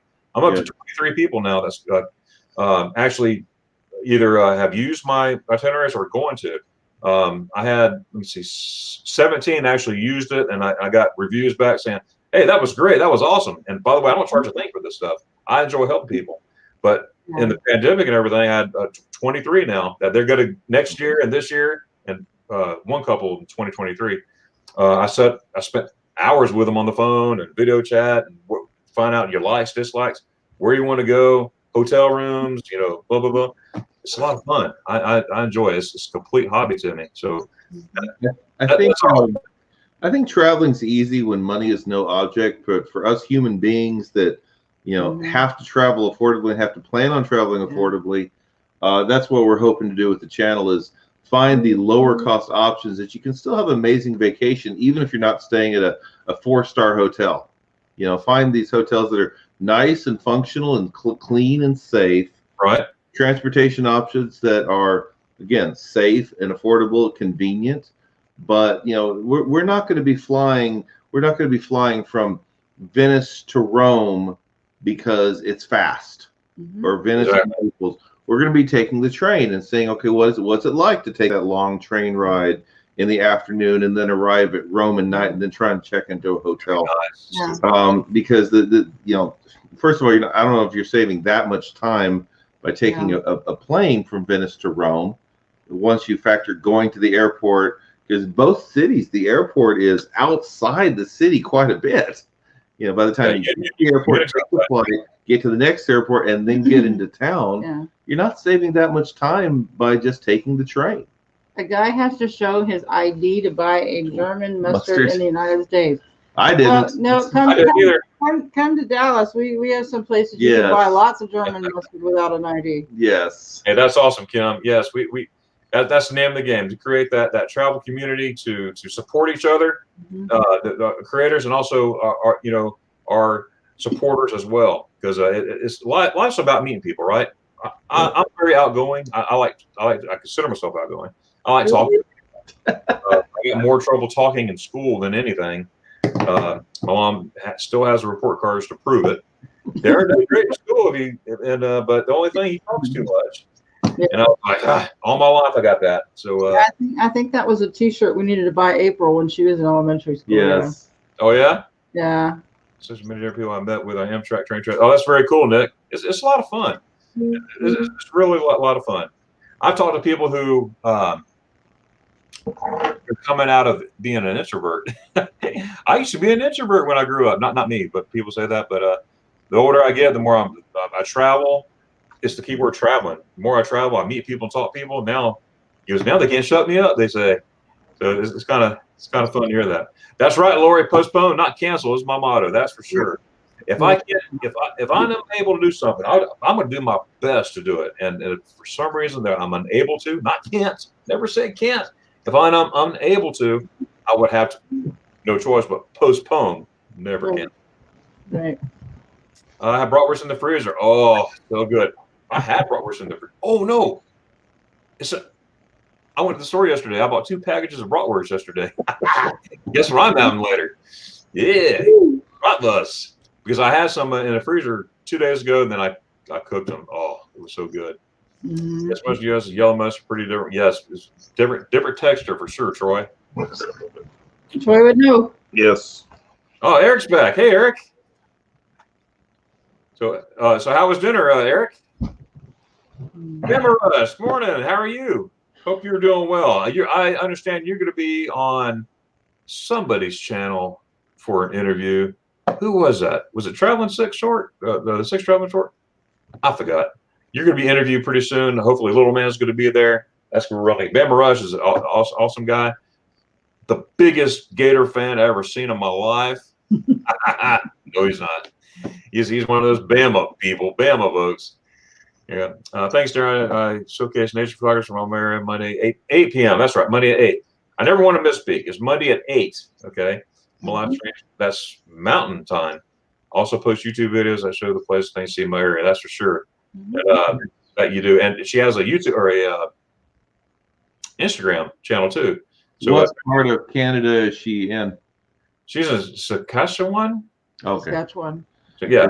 Someday our first, well, 2 parts of Canada that are on our bucket list for first. I would like to see Niagara Falls from the Canada side. We were telling Tom over the weekend, one of my trips is I want to take is go up to Detroit. I know people roll their eyes when you say Detroit, but there are a couple things in Detroit I'd like to see. Rock City.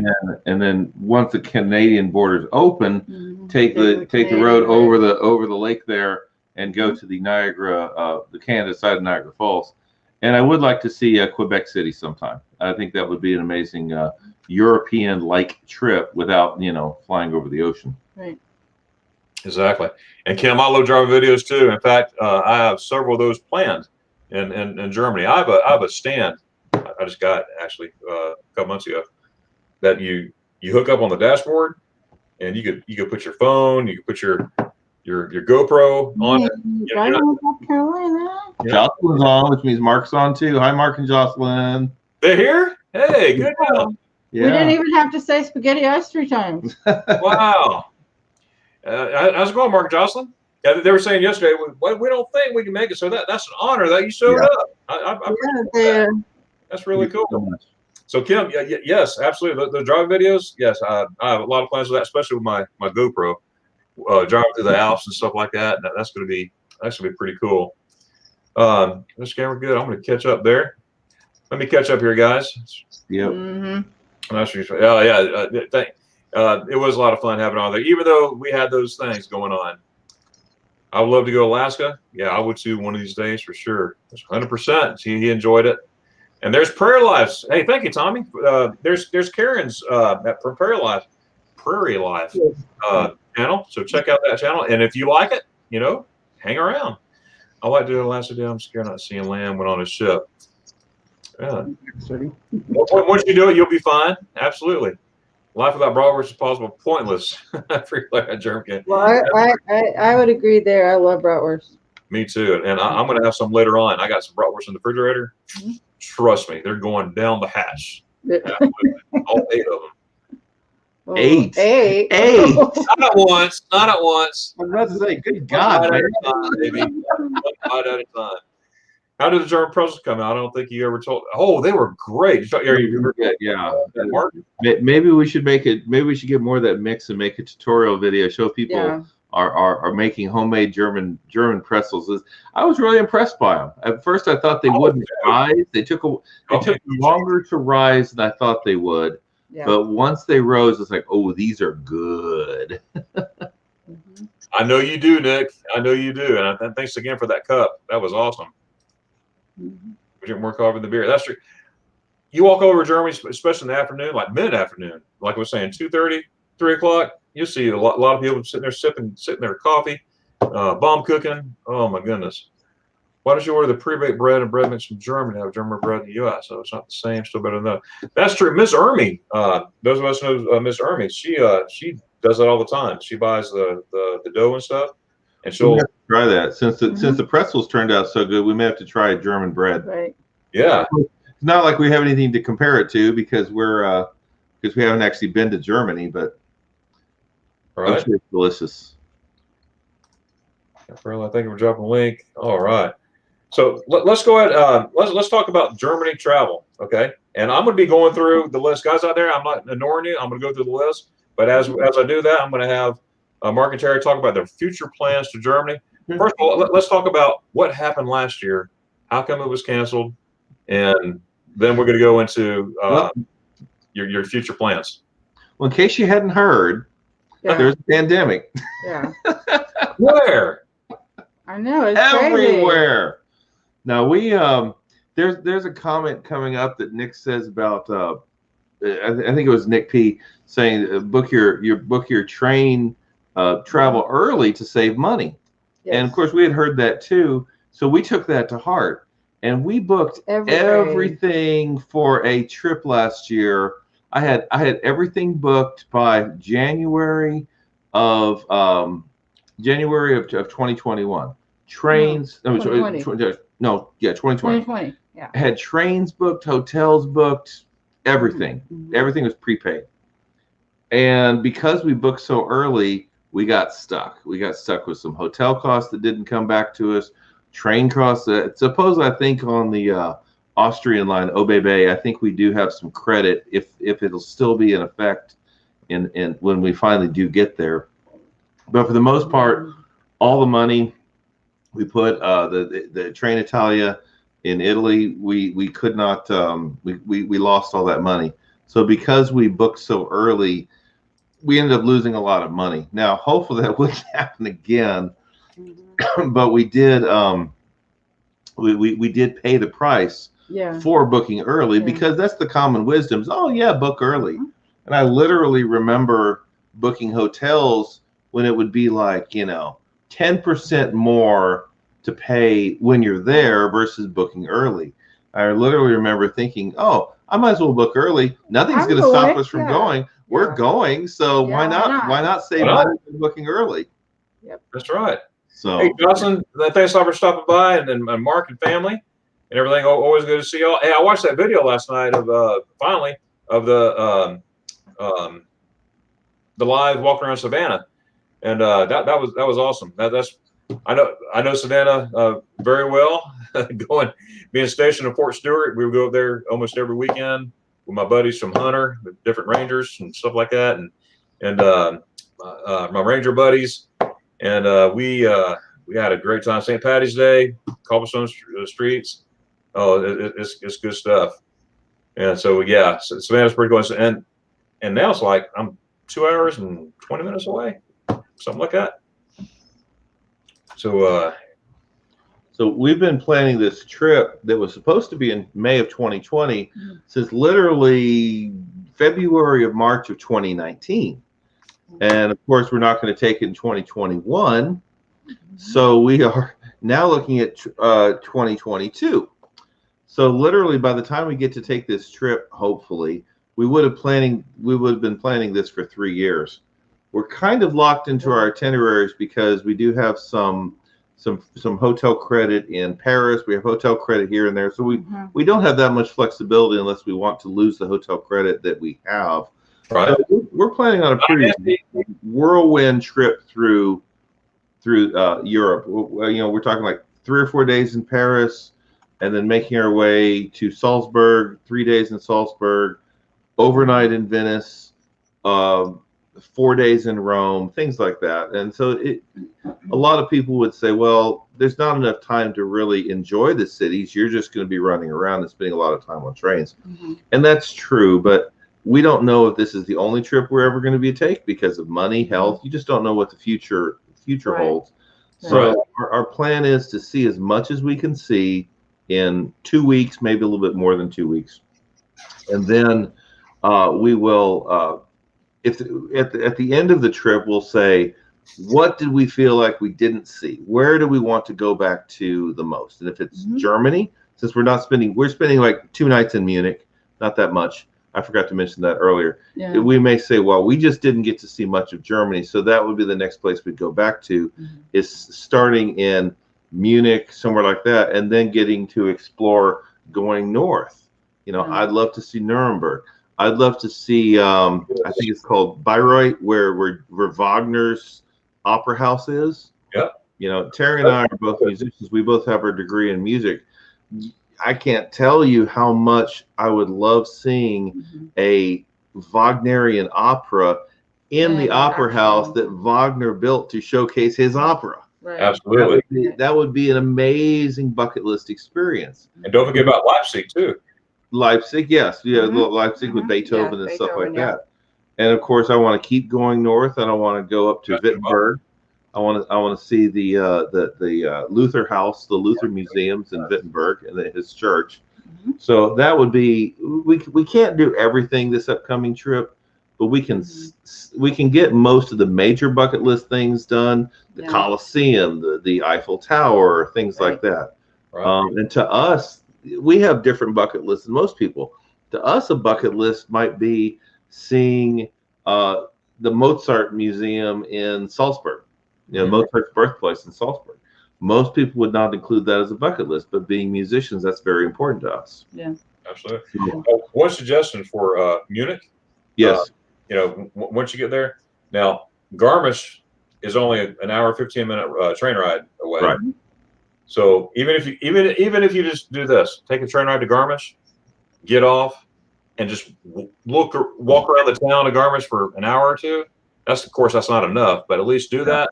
That will whet your appetite. You'll be like, yes, because it's only I say that being it's only an hour 15-minute train ride. Right. The train ride going into Garmisch is scenic in itself because you're going right in and out. You just know, but snow-covered mountains going in. In our original itinerary, we had only planned on spending one night in Munich, basically just a stopover between one night. Okay. Strasbourg and Salzburg. But because we're redoing our itinerary, because instead of doing a New York 4-night stay at the end of our Europe trip, we're going to New York this August, which frees up more time we can spend in Europe. Right. So we're adding an extra night in Munich. So hopefully, yeah, we will have a chance to go down to either Neuschwanstein Castle or to Garmisch or both. And by the way, you're going to be there with us, right? You're planning on being there when we're there. Absolutely. I was going to say. I wasn't going to say that yet. You're talking like you're not going to be there, so no. You're going to get us. We're giving you a hard time, but yeah, Terry and I were just talking earlier. It's like how amazing it would be for us to experience Munich and Garmisch and even Salzburg, Austria, and even Hallstatt with you. And by the way, Eric, our friend, Eric Ward, is going to meet us in Hallstatt, and he's going to show us Hallstatt and areas south of Hallstatt, between Hallstatt and Village, where he is.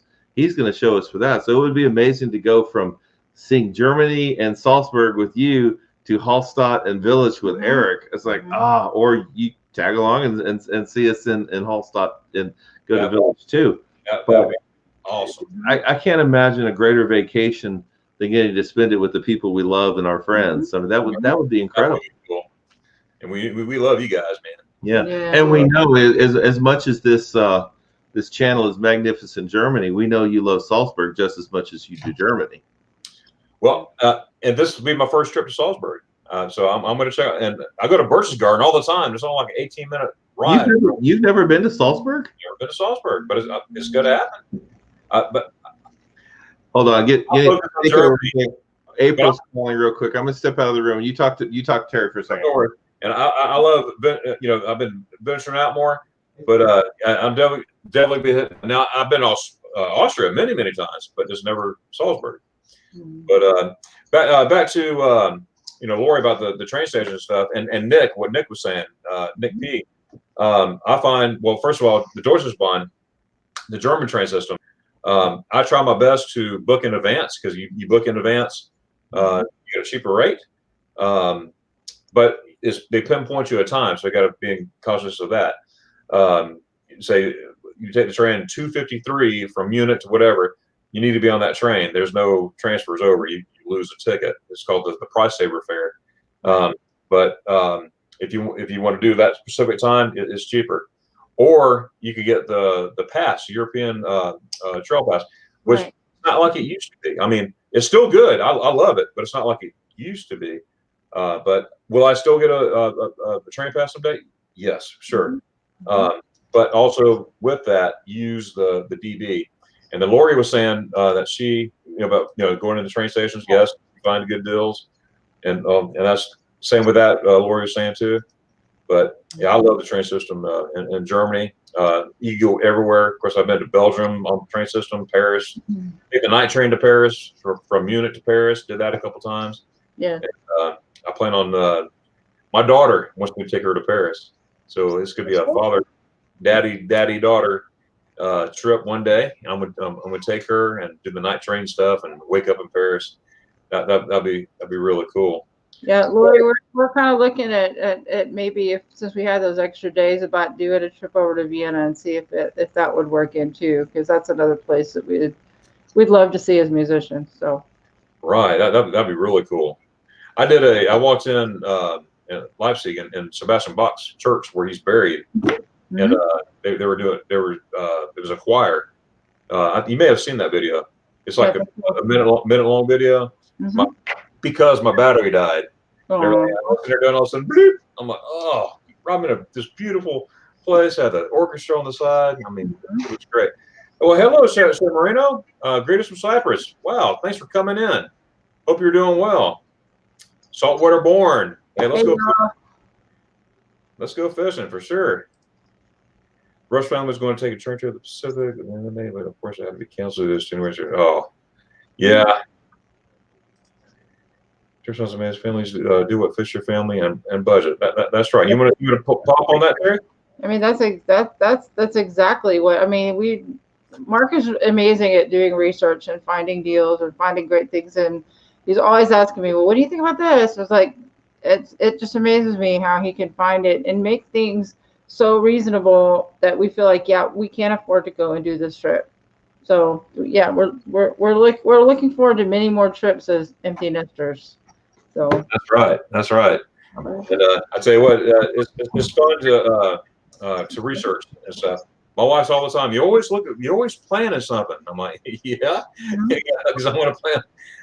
He's planning something. He's got 5 trips up on our computer right now that he's clicked back and forth to show the Shaners. This is our trip to Boston. This is New York. This is Europe next year. He's got like 5 trips up on. I have 2 tabs up right now of itineraries I made for my future travels, and for my personal one, and of course all over Deutschland, and Austria too, and all that. She's saying hi to everybody. I got to see Bruma's Breadways. We're leaving the Midlands at the same time. That's really cool. And Nick's got some good stories. Great family history through his jeans and shorts maybe, but he's I caught you. I cracked myself up. Oh yeah. Oh, so what did I miss? Fair Bend. Thinking about trains. Oh, okay. Yeah. So the I'm writing this down. Yeah. So we are, like I mentioned, our New York trip. We decided because right now New York hotels are so incredibly cheap because of the pandemic, and flights to New York are incredibly cheap. We decided to go ahead and take a hold of those. I figured by the time our hotel trip in August, our trip to New York came up in August, things would be starting to open up, and that was true. So instead of taking a 3-day trip at the end of our Europe trip and cutting our Europe trip short, because we're going to fly through New York to get to Europe, we thought, well, let's just book a cheap flight and get an inexpensive hotel. An inexpensive hotel, it's still a Hilton. It's still a Hilton. We're getting for $85 a night. Can't beat that. In Manhattan. In Manhattan, the Wyndham Garden. If anybody's interested in a trip to New York, I believe those cheap bookings are actually going all the way through next spring. So if you're looking for a Manhattan trip, check out the Wyndham Garden in the financial district. It's near Battery Park, and literally $85 a night to book a hotel in Manhattan. It's right next to a subway station too. Subway access too. You can get anywhere from there. It's amazing, and those are the kind of deals I like. What's that? I said you can't beat those prices. No, you can't. And we booked round trip tickets for both of us for 13,000 Delta points a piece, which is nothing really, So we're getting a trip to New York, and all we booked it on points, and we're getting a super cheap hotel. So we can't complain about that. And so it's going to be an affordable vacation that'll allow us to spend 2 or 3 extra days in Europe, so we don't feel so rushed. Maybe instead of 1 night in Munich, we do 2 nights in Munich. Instead of 1 night in Venice, maybe we do 2 nights in Venice. Right. So it'll allow us to expand that a little bit. And the other thing is, in October, we're planning on going to Boston. And say, well, why October in Boston? Obviously, it's because of the whole fall leaves things. We've never been to Boston in the fall, so we want to see Boston. We're renting a car, and again, we got a fantastic deal for a rental car. We booked I think it was Dollar General rental car. Yeah. Dollar General is different. Booked it for 3 days, Friday, Saturday. No, pick up on Friday, return on Monday. and we're getting a Toyota Camry for $168 for 3 days. Wow. And I don't know if that's a current price. In other words, rental cars are going crazy price-wise. But because we booked really early before the rental car crisis started exploding, we're getting an amazing deal on a rental car. And we're going to spend 2 days in downtown Boston without a car, because you don't need a car when you're staying in Boston. And then we're going to go stay south of Boston for 2 nights and visit Plymouth while we're down there. And we're also going to hopefully hook up with Ryan Donahue and get to eat dinner with him. So we're staying 2 days in Boston, 2 days south of Boston, and then the next night we're going to spend in Ticonderoga, New York, which is 4 hours away. But hopefully when we're in Ticonderoga, we'll get to meet up with Nick and Barnett, Nick Barnett, and then we're going to go see the Star Trek set tour, which the person there has the original Star Trek sets from the original TV series. And if you've never seen the videos, look up StarTrekTour.com. I have. I swear I'm as excited about seeing that as I am seeing Boston. That is definitely a bucket list vacation that just has to be seen to believe. I mean, you and I, all three of us, are of the age that we were just babies when Star Trek was on the air, if we were alive at all. But that doesn't mean we didn't grow up with it. Syndication. That's right. A huge part of our childhood. Yep. So to get to go onto those sets and have our pictures taken in the captain's chair, it's just amazing. It's just amazing. So we're very excited about that, and we're of course going to document every step of it. Of course. Between Fredericksburg in June, New York in August, Boston in October, and then our Europe trip coming up in May. Hopefully we'll have enough content. We can keep regular content on our channel for a year and a half. Yeah. Hey, this is a comment here that Angie's saying. What does that remind you of? Now, just think Amadeus, okay? What's that? Say that again. Amadeus. Does that remind you of a song? Rock Me Amadeus? Yes. Falco? That's stuck in my head now. Amadeus. Yes. Yeah, Angie, we're huge Mozart fans. I'm actually, honestly, a bigger Beethoven fan than I'm a Mozart fan. But hey, Mark, keep talking. Excuse me a second. Yeah, go for it. So yeah, we're even though I'm a brass player, you know, I like Wagner because I'm a brass player. I'm a tuba player. She's a brass player too. She has a degree in trumpet performance. We're huge classical music fans, but that doesn't mean we don't appreciate the greats: Mozart, Beethoven, Bach. We'd love to see all the historical sites regarding those things. Most of the Beethoven sites seem to be centered around Vienna, which hopefully we'll get to go to, but Vienna may have to be a whole other trip. And of course, you know, the Bach stuff's in Germany, and most of the Bach stuff's in Germany. And yeah, we hope to see all those sites with our own eyes. I think, you know, seeing a concert. We're supposed to go to a concert in Salzburg, given in it's a former monastery that's now a restaurant, and it was a restaurant 1,200 years ago. 1,200. It's a restaurant 1,200 years old. It's literally the oldest restaurant in the entire world, and they give concerts with authentic Mozart era instruments, because there was a different in instruments between today and back then, and playing Mozart music on authentic instruments in authentic setting. And so we're so looking forward to that. It's one of the few luxury kind of spendy things we've planned. Most of our trip has revolved around affordable things, but we decided to splurge and go ahead and do that because it is just I think the musician's soul in both of us, that's something we just need to experience. Great. So let's catch up on some of the comments. We can't control the comments like Darren can. All right. Well, there he is. I was going to try to catch up with the comments, but you're back. Without water and coffee, you start swimming. I didn't know. I was dancing. There was no music. I was dancing. Wow. All right. So I was hearing everything you said. That's pretty awesome. Sweet.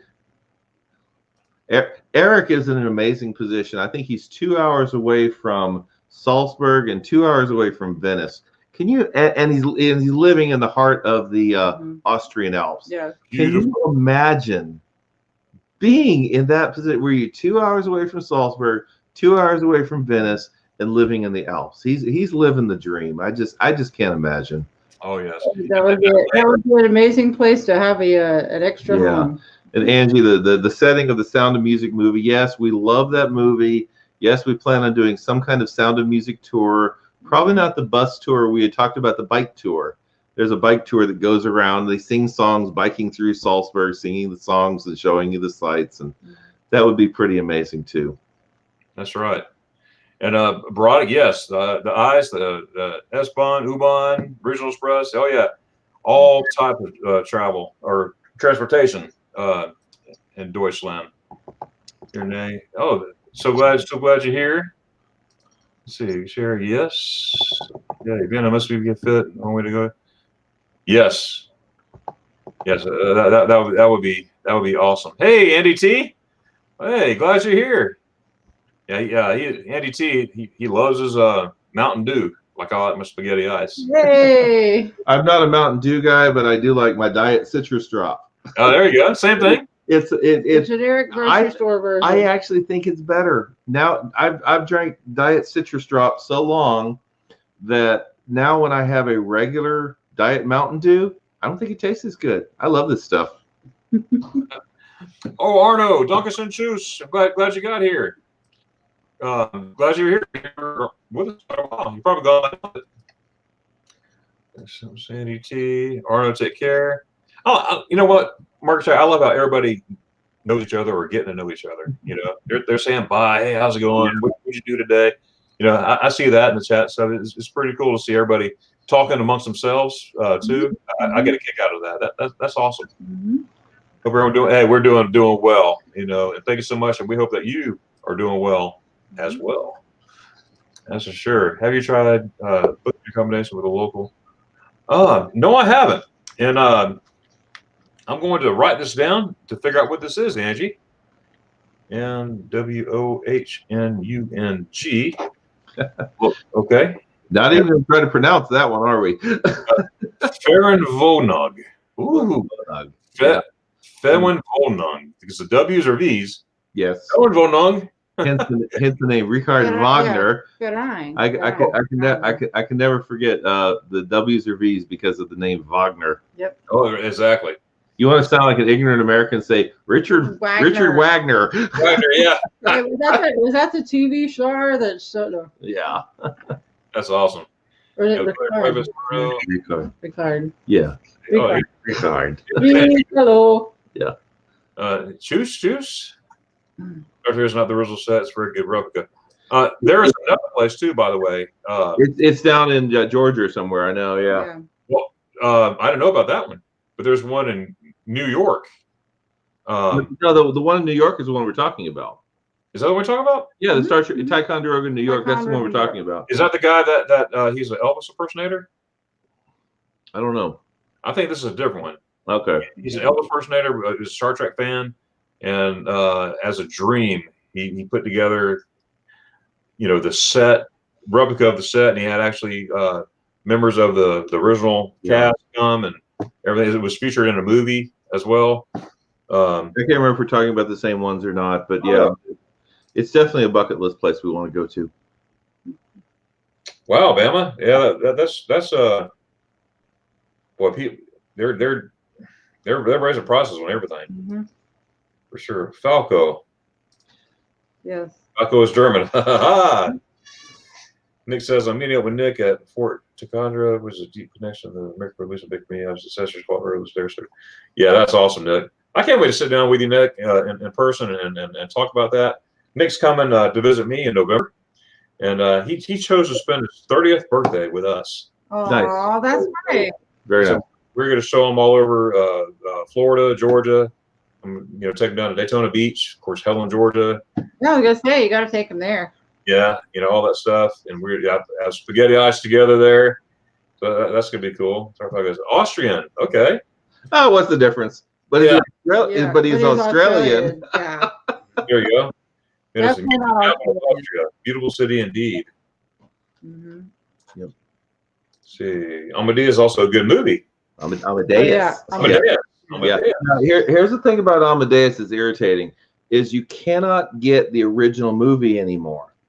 Now it's the director's cut, which they added like 30 minutes of useless footage. So if you buy it on DVD or you stream it, it's the director's cut, which is 3 hours long and is not the same movie that they that won the Academy Award for Best Picture in 1984.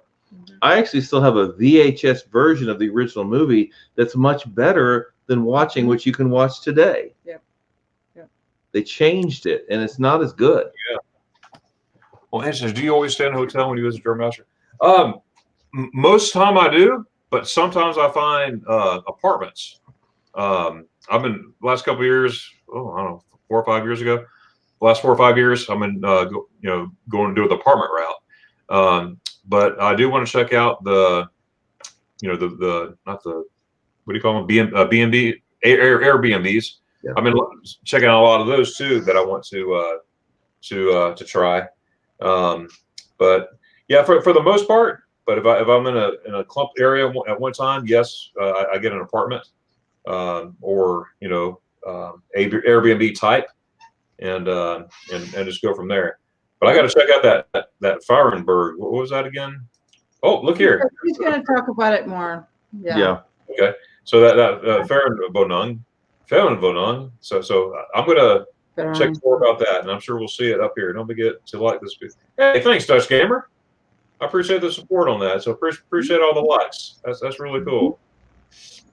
That's cool. B. All right. Eric says, like I said, you mark your trip comes out here, try around, show stuff. Hey, that's awesome, Eric. Yeah, maybe we can arrange it so all of us can all 4 of us can get together. That would be incredible. That would be fun. Now that would be amazing. And I'm so glad Eric is healing from his injury. Yes. Yeah, that was a. Eric, give us an update on how your shoulder's doing. Yes. Hey, very good, Shay Marino. That's awesome.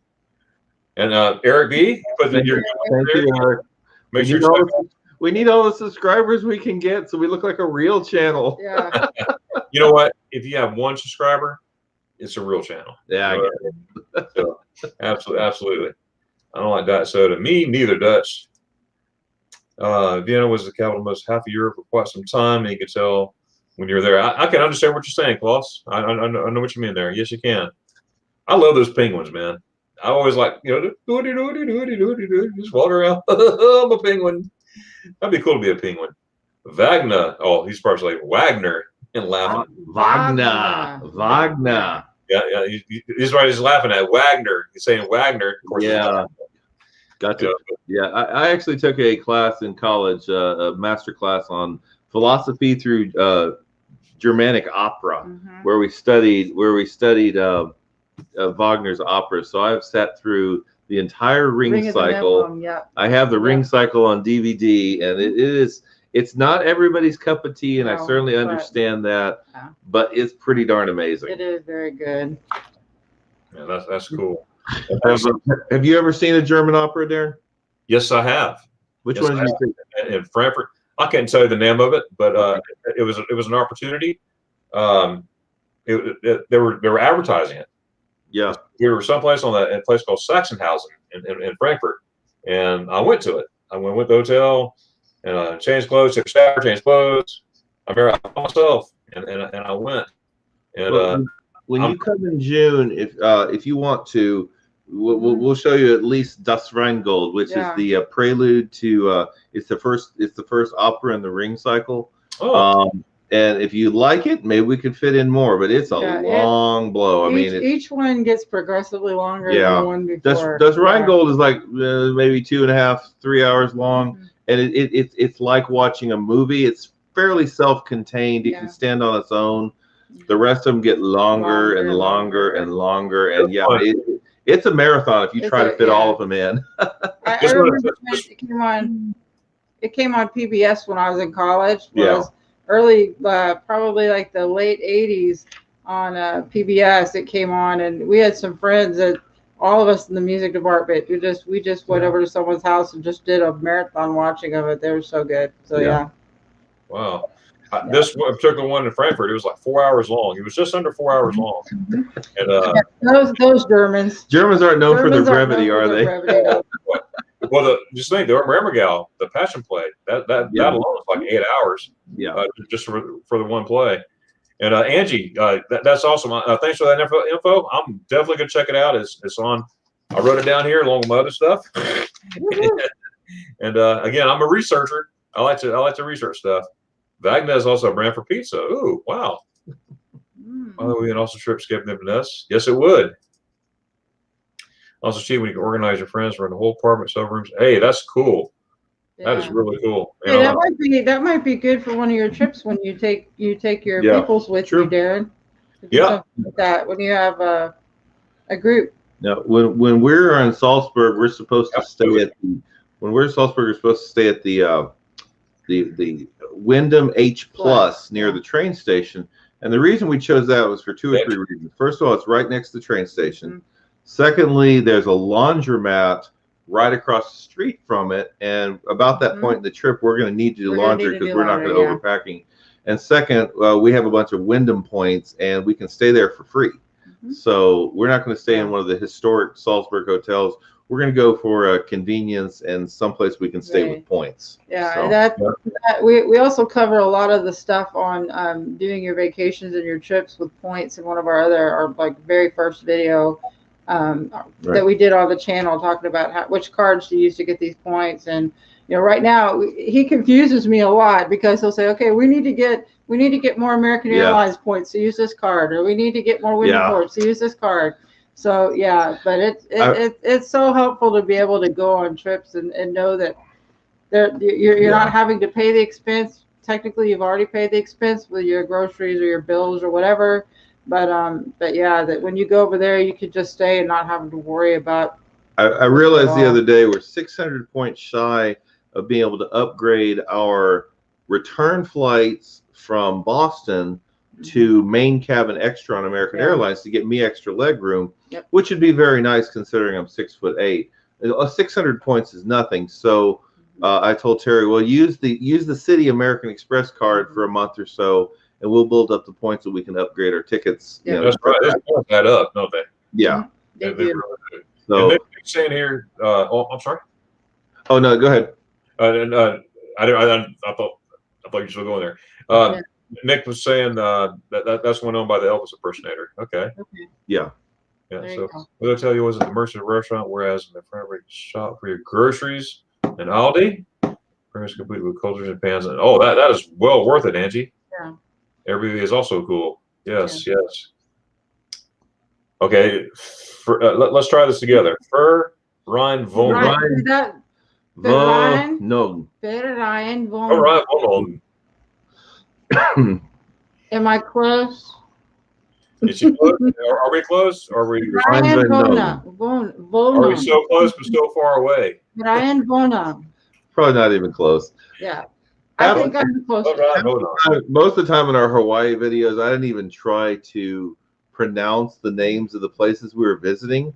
I just showed them on the screen. Yeah. Because no matter what you do, if you're not a native, half the comments will be, you're pronouncing it wrong. It's like, I didn't need that kind of grief.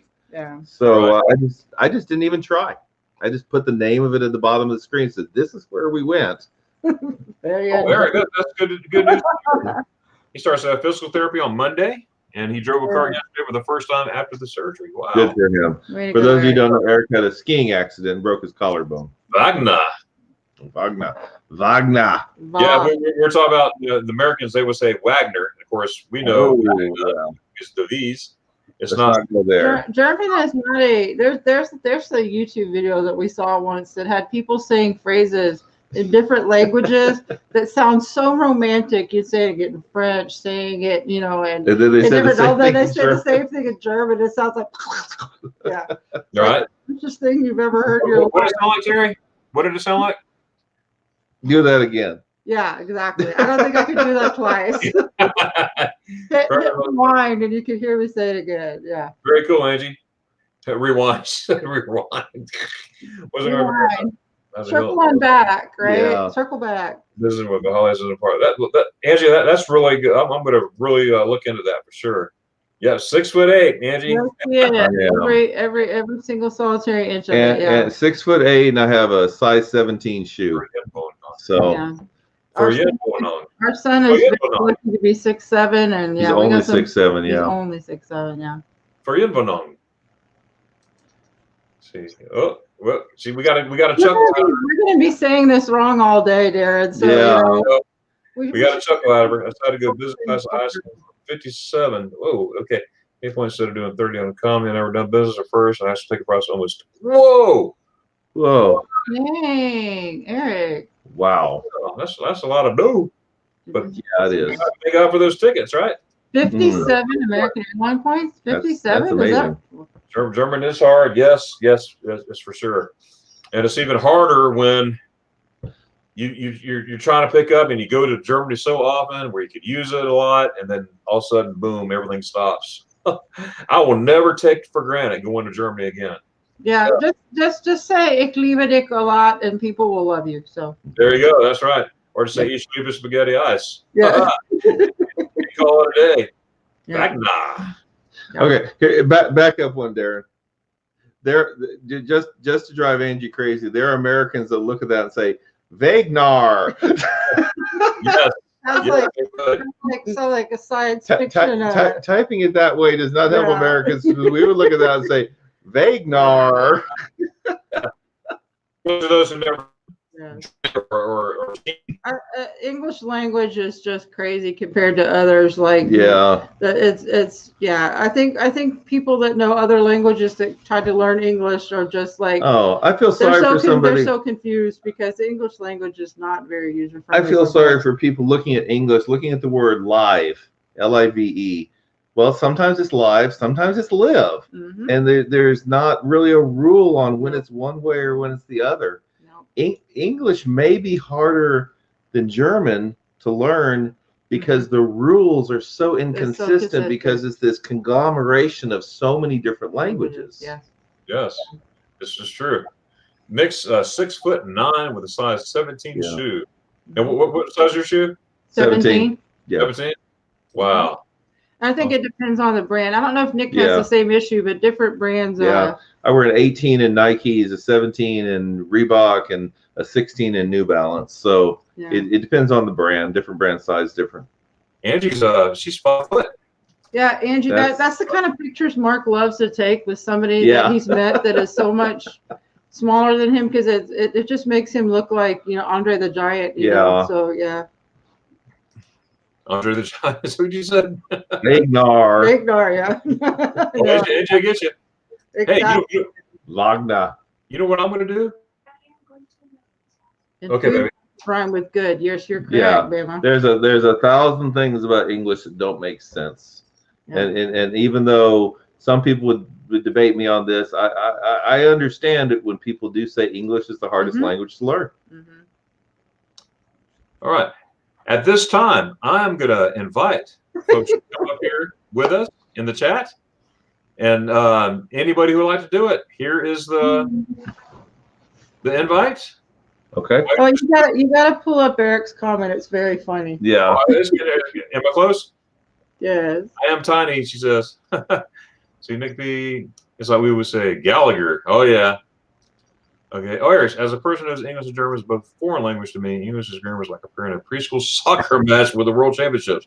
Wow. I guess so. Yeah. I guess so.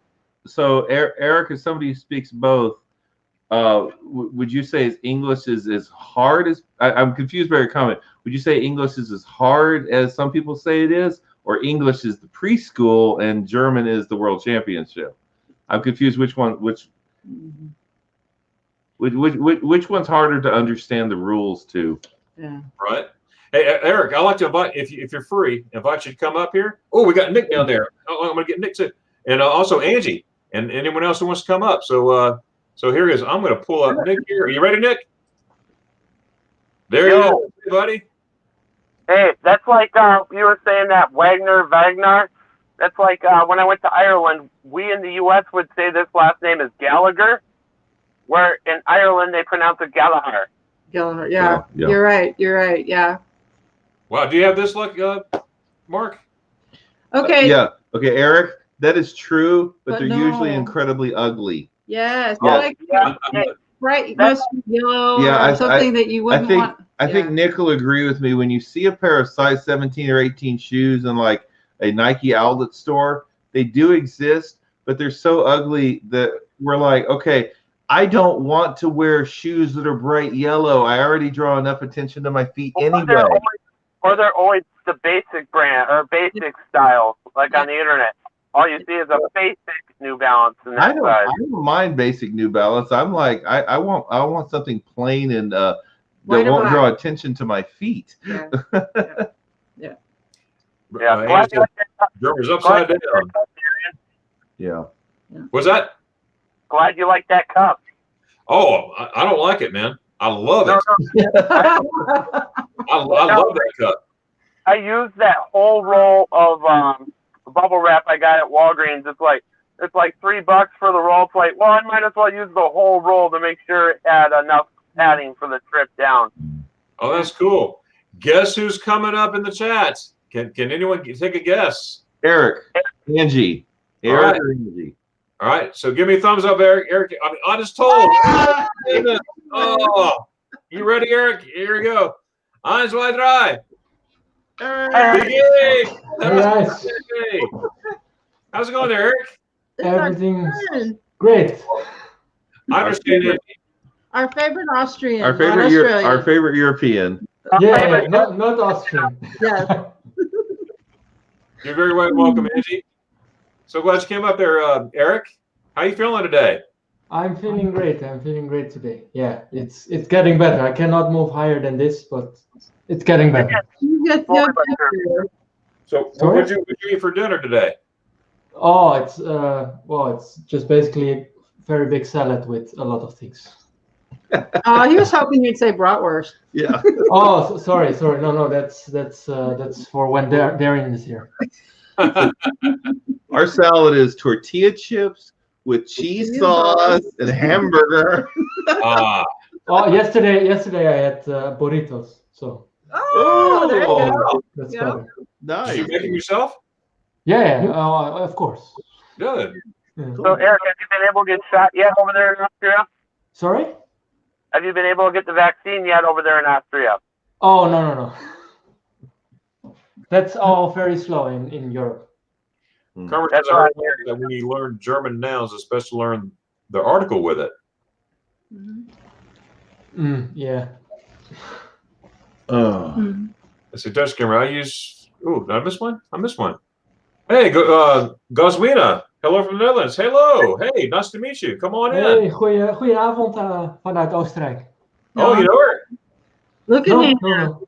Oh, okay. That's his number one. Good deal. And that's the great thing about the Dutch people, as Eric well knows, is that they're taught English so young. It makes going to the Netherlands easy. Yeah. Most people in the Netherlands speak English well, let's say 95% of Dutch people speak English at the conversational level. And most people that went to university or whatever, well, they speak it like me. So. Well, thank you guys for coming up here. Yeah, that was the neat part about being respectful enough in any shops over there, just asking politely if they could speak to me in English, and most people are fine with it. Mm-hmm. Right. Got Dutch Gamer, of course, he's from the Netherlands as well. Oh, got some yays here. Angie's happy. Laura's saying hello. Brian is saying, oh, hello. Eric's up too. Yes. Yep. I understand that Angie's working unable to, but she's a lot of fun. Verona's don't teach English in school. Don't they teach school in the Philippines? Let's see. Let's see what she says here. Is everybody doing great? Go. Now, how do you say that, Eric? Properly? Goswina? Goswina. Okay. Badhuis. Okay. Probably. So, It's not a common name. Put him on the spot, why don't you? Wait, No, he it's fine. that's earlier. He said it's like boom, right off his lips. Everything. How about you? Everybody's asking. Kenna's asking how you're doing. We're having some sound issues. Yeah. I'm not sure which one of us is having I a. think it's Same. Darren, you having some connection issues? No, I'm good here. That's Okay. odd. Yeah, because Yeah. anybody else getting Darren stuttery? Yeah, it was a bit stuttery. Okay, so it wasn't us. Yeah, so Yeah. but we couldn't understand you, Darren, because your sound was cutting out. Oh, Yeah. I said Goswina's asking if everybody's okay. Oh yeah. Oh yeah. Oh yeah, we're great. Yeah, There we go. we had a good time with our friends the Shaners this weekend, and we love hosting. We love bringing people into our home and showing them the area and letting them experience, Texas and having fun, and that's just one of our favorite things in the world. I can't believe, Mark, we're coming up close to a year since I was down there on that big road trip. That is amazing. Yeah, it has been close to it. Yeah. And it turns out that since it moved to Texas fell through for now, it turns out to be a good thing because the local postal stuff down there is not in very good shape. Oh, really? Yeah. So it's like, yeah, it's not meant to be. But like I said in the message, my name is still out there, and we'll wait and see. I'm in no rush. Well, like I said, if you're interested in getting away from your area that you're in now because of weather or politics or whatever, there's a lot of other places in the country that are amazing. I mean, I think Eastern Tennessee, North Carolina, South Carolina, especially Western North Carolina or Eastern Tennessee might be one of my favorite parts of the country that I'd be interested in moving to. It's a lot more mountainous than I thought. I never thought it would be that mountainous when I drove down, what is that, I-40 last summer? It's beautiful. Yes. Mm-hmm. It is. Yeah. Angie, I agree with you. That's the part of learning German that I did not like in high school was der, die, das, ein, That's right. That's right. Yeah. I took Latin in high school, so you can see how useful I am at a conversation. He's very useful. I gotta get back to work. Just wanted to check in and say hello, everybody. Hey, glad you came in, Nick. Thank you for the cup. Yeah, absolutely. All right. Nick's always funny. He checks in. He's always in his post office truck. Working for a living. Yes, sir. We appreciate Nick. He delivers the mail, rain, snow, sleet, storm. He's there doing that. Yeah, he's great. Whenever they had the issues at Christmas time, whenever they were not able to deliver, he went to a whole nother area in Wisconsin. And he's in Minnesota. He went to Wisconsin and delivered mail for 2 weeks straight there for the mail and packages. So he's very, very dedicated to what he does. We're really appreciative of him. The funny thing about that whole rain, snow, sleet thing, when we got our ice storm here in Texas right after you left in February. Yes, I remember that. Postal trucks didn't run for a week. They didn't even try to deliver mail. Yeah. Wow. They said, we're done. Nope, sorry, you're on your own. Yeah. The time I finally get to Texas, they had the ice storm. Blizzard. Yeah. Well, I really didn't know what Mark was talking about. I was just ignorant, I guess. I just didn't know. But when we got in the car and I saw cars flying by me and all these wrecked cars on the side, I was like, "You can turn around." I think when we were on our way to the morning church group thing, the men's study, and there was a van next to us, just fishtailing next to us. That's when it hit me. Yeah. Well, maybe it was all over the road uncontrollably. We thought it was going to wipe out right in front of us, and he understood why I was going like 20 miles an hour on the highway. 19. Eric would so laugh at Texas drivers if he saw us driving in ice and snow. He would.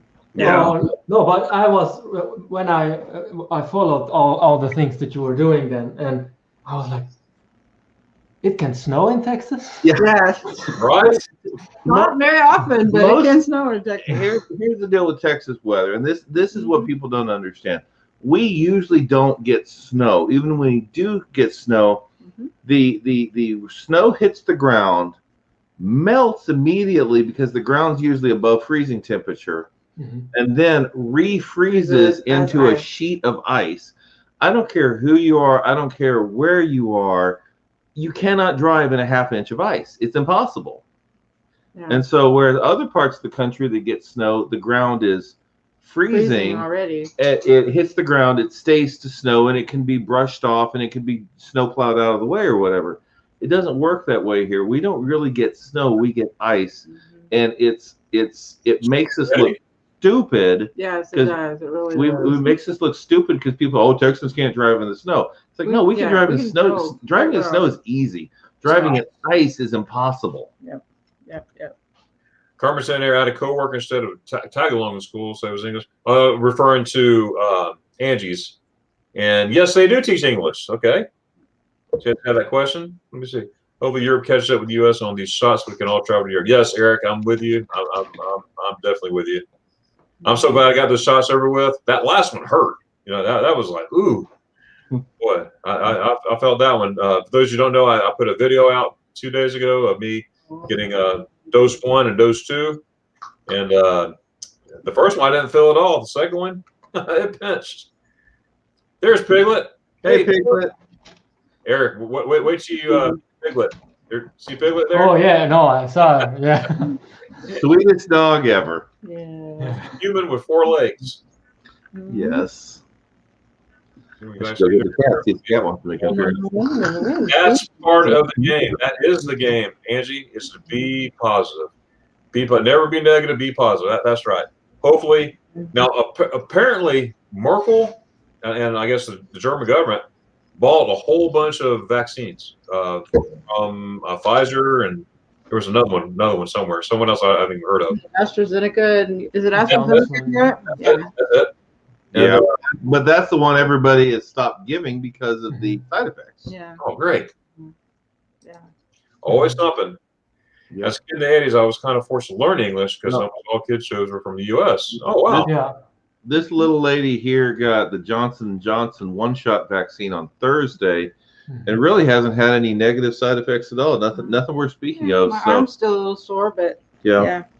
Well, that's good. One and done. One and done. One and done, yeah. And I'm supposed the Johnson vaccine is just one.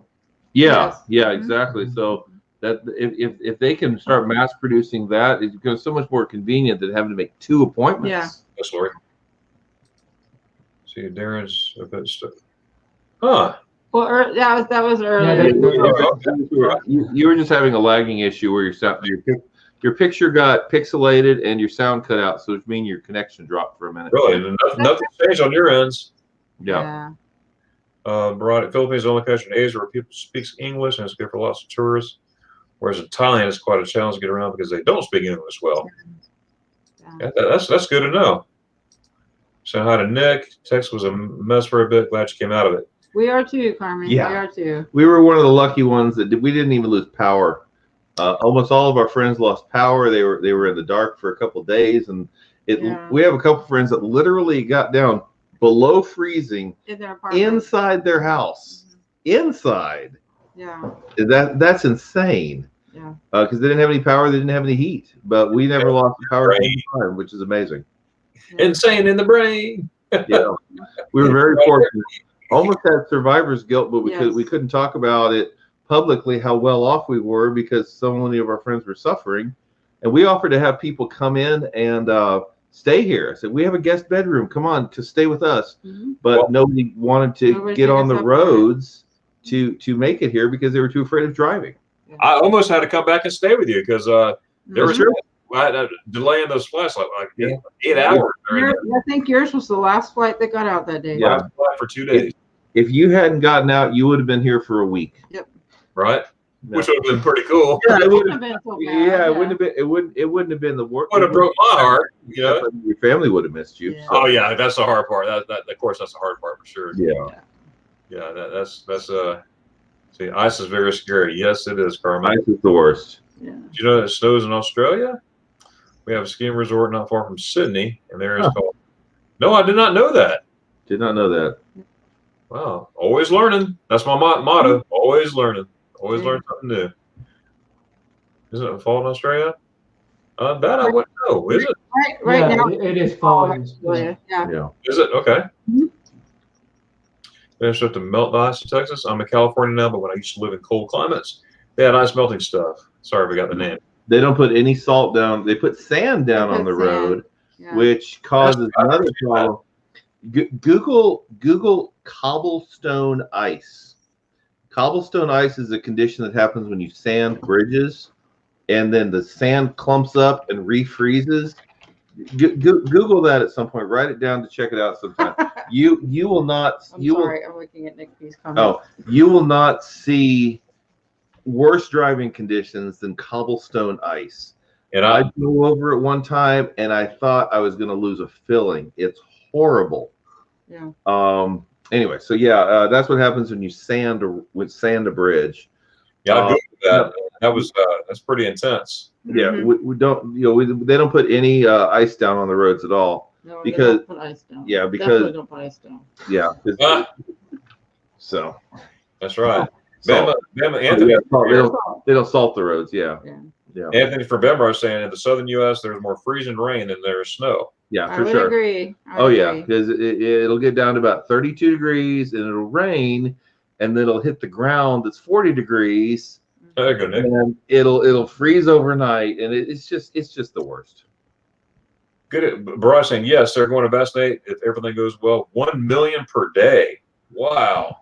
That's about what we're averaging over here too. In Texas, right? Yeah, just about Texas. Yeah. Is that the same for Austria, Eric? Austria is slow, but well, like most European countries, they didn't buy enough vaccines in the beginning, and the vaccines that they buy, they are now not using. So there we go. No, that's one reason. I thought about rescheduling our trip for March. We could have done March of next year, but we put it late May just to give them. That's also better. Just for the weather. The weather's better too. Yeah. So middle to the end of May, I think it'd be perfect. It's before it gets really busy. It's before it gets hot. Exactly. Yeah.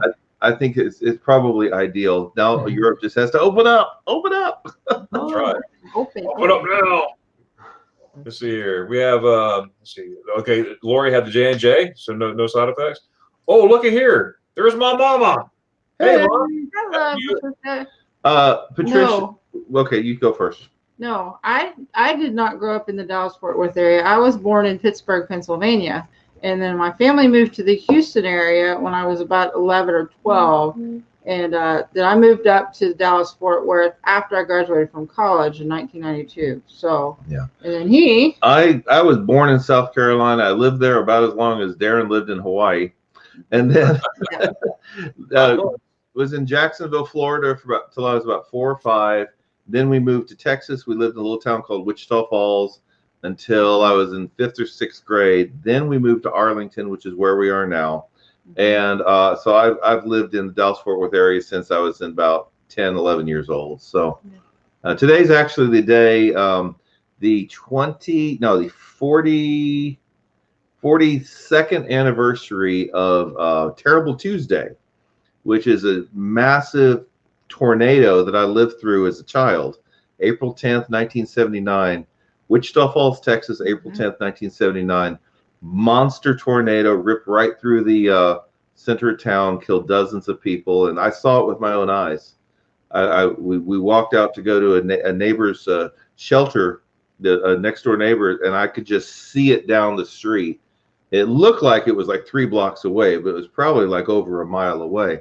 But when it's a mile away and it's a half mile wide, it's a sight you never ever forget. And that was 42 years ago today. Well, I guess you wouldn't forget that for sure. Yeah. Guess what, guys? We have a guess. Now this time I'm not going to mess it up. Are you sure? Let's see who.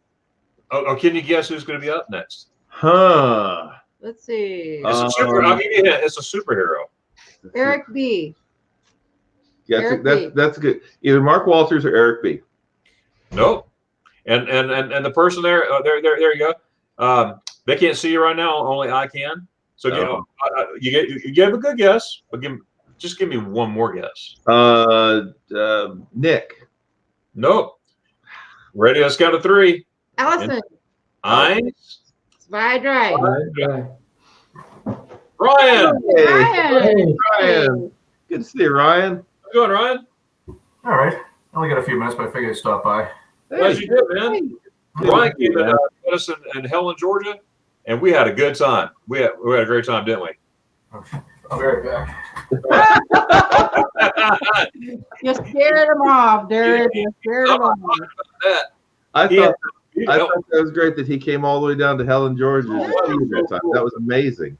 That was cool. Ryan's a cool person. We had some. I'll wait till he gets off the phone. There, we had some beaver nuggets, and he tried beaver nuggets for the first time. Oh, did he? Yes. Speaking of which, I need to message Tom and see how their Buc-ee's trip went today. Yeah. Oh, there you go. We told him to get fudge. We told him to get breakfast tacos. We told him we told him all the things at Buc-ee's that would be amazing. But That's right. I haven't heard Also, in EU, the European Union, we got Moderna, Pfizer, AstraZeneca, and we will soon have Johnson Johnson, but enough of them. A few also started to use Sputnik from. That's the one I was thinking of. Sputnik. Oh. That I've heard of it from Russia. I think that I don't know. They were. It came out right about the same time. But have you heard of that Sputnik, Eric? Yeah, it's mostly used in Russia, but in Hungary and Eastern European countries are also using it. The Austrian government is looking into it, but they say it's not yet tested enough to know any side effects or. So it's got a the richest company for Europe, but slow internet. Internet is slow in Germany for sure. Hey Ryan, how's it going, buddy? Not bad. I'm on call for work right now, so I just said I might be out of here sooner than I thought. But well, this is pretty good. Looking around the horn here, we have Darren, who we're going to see in June, and then we have Ryan, who we're going to see in October, and we have Eric, who we're going to see the next May. Yeah, and as soon as this 8 flights are available, oh my goodness, something else. Ryan had a good time in Georgia. I was telling everybody about our trip there and stuff, and Ryan tried some beaver nuggets for the first time. Now, give your impression of beaver nuggets. Try to think back exactly what you said when you first ate them. oh, it's that like caramel corn and Cocoa Puffs or yeah, something. Cheeto. Yeah. It's like a caramel corn puff Cheeto. Yeah. yeah, that was it. It's a unique flavor. Yeah. Yeah. Honestly, I'm not the biggest fan. I've tried them. I've tried, I think, the white cheddar ones, and I like the special flavors more. When we go to Buc-ee's, we usually get either the brisket, the fudge, cinnamon rolls, blueberry muffins, and an icy. So. Yep. Ooh, have you heard of this, Eric? Hungary and Prague are having a bad rise in infection. Yeah, well, most European countries have high numbers at the moment, but yeah, I read that Hungary is on the rise again, and the Czech Republic has been high for months. Wow. Mm. Wow. Goodness. Well, they gotta get these shots out. These vaccines, get it out, and all that good stuff. Oh. We saw something yesterday walking around the stockyards I haven't seen in my entire life before. Yep. You ready for this? Uh-oh. No mask required. Yeah. Wow. They're putting sign-ups to let people know they're welcome to come in without a mask. Yeah. Wow. Georgia stopped it yesterday. The 8th. The state requirement for masks in Texas has been lifted, but individual businesses are still allowed to require or not. So that was the first time we actually saw a business say, "Hey, you don't need a mask you don't here." need one. So Almost everybody was walking around outside without a mask. 99% were without a mask.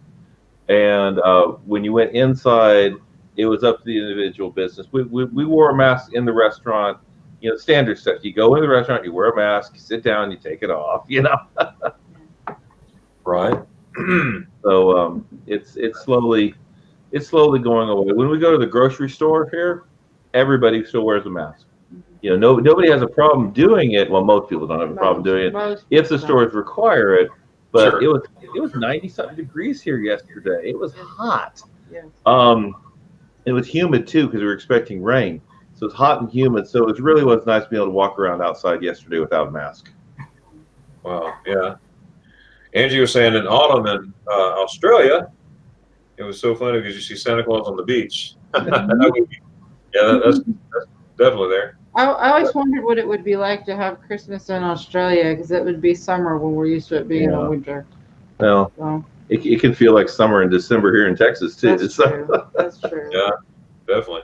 I can't wait to spend Christmas in Germany for the first time in years this year. You know, if everything goes right. You know, that's going to be really neat. See all the Christmas parties there. Not only there, but Austria. Eric was telling me there's a lot of markets there too. So I'm gonna venture out to Austria more often for sure. Yeah. Well, we would love to experience both Germany and Austria with you. Yes.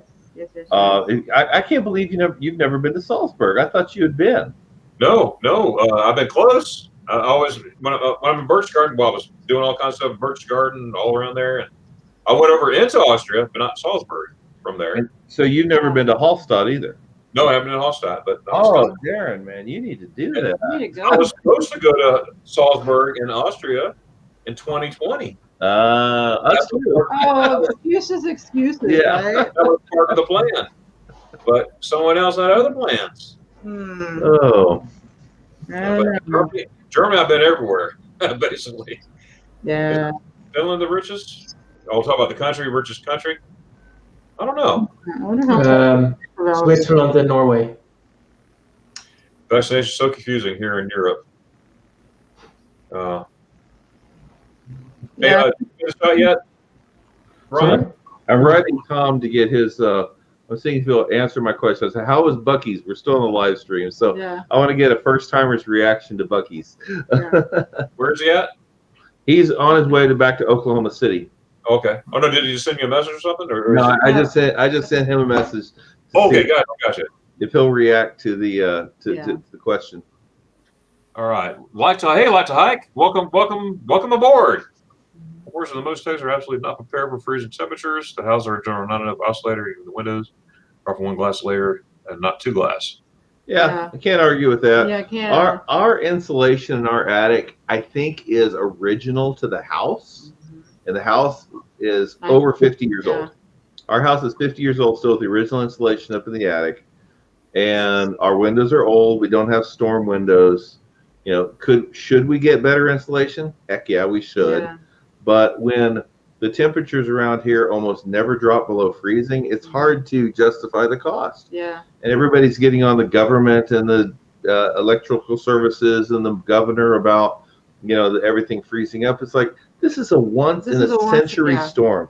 It's really hard to anticipate and plan and justify the expense of winterizing everything for something that until this year was only a theoretical weather event. Right. It's literally never happened before. Right. Wow. Hope it doesn't happen again. Hope not. But after everybody's putting politicians' feet to the fire for the failings in Texas, if it did happen again, I would be surprised if the winter equipment like the windmills and things like that, they're going to have to winterize them, because a politician would not survive if this happened again because a politician voted against funding the winterizing of the equipment. They're going to have to do it because nobody can say it won't happen. It's happened. So. That's right. Angie saying hi to my mom. Man, that's pretty cool. Yeah, I hope my mom's still on here. Let's see. We have. I was visiting my aunt back in 1998 in January in San Antonio.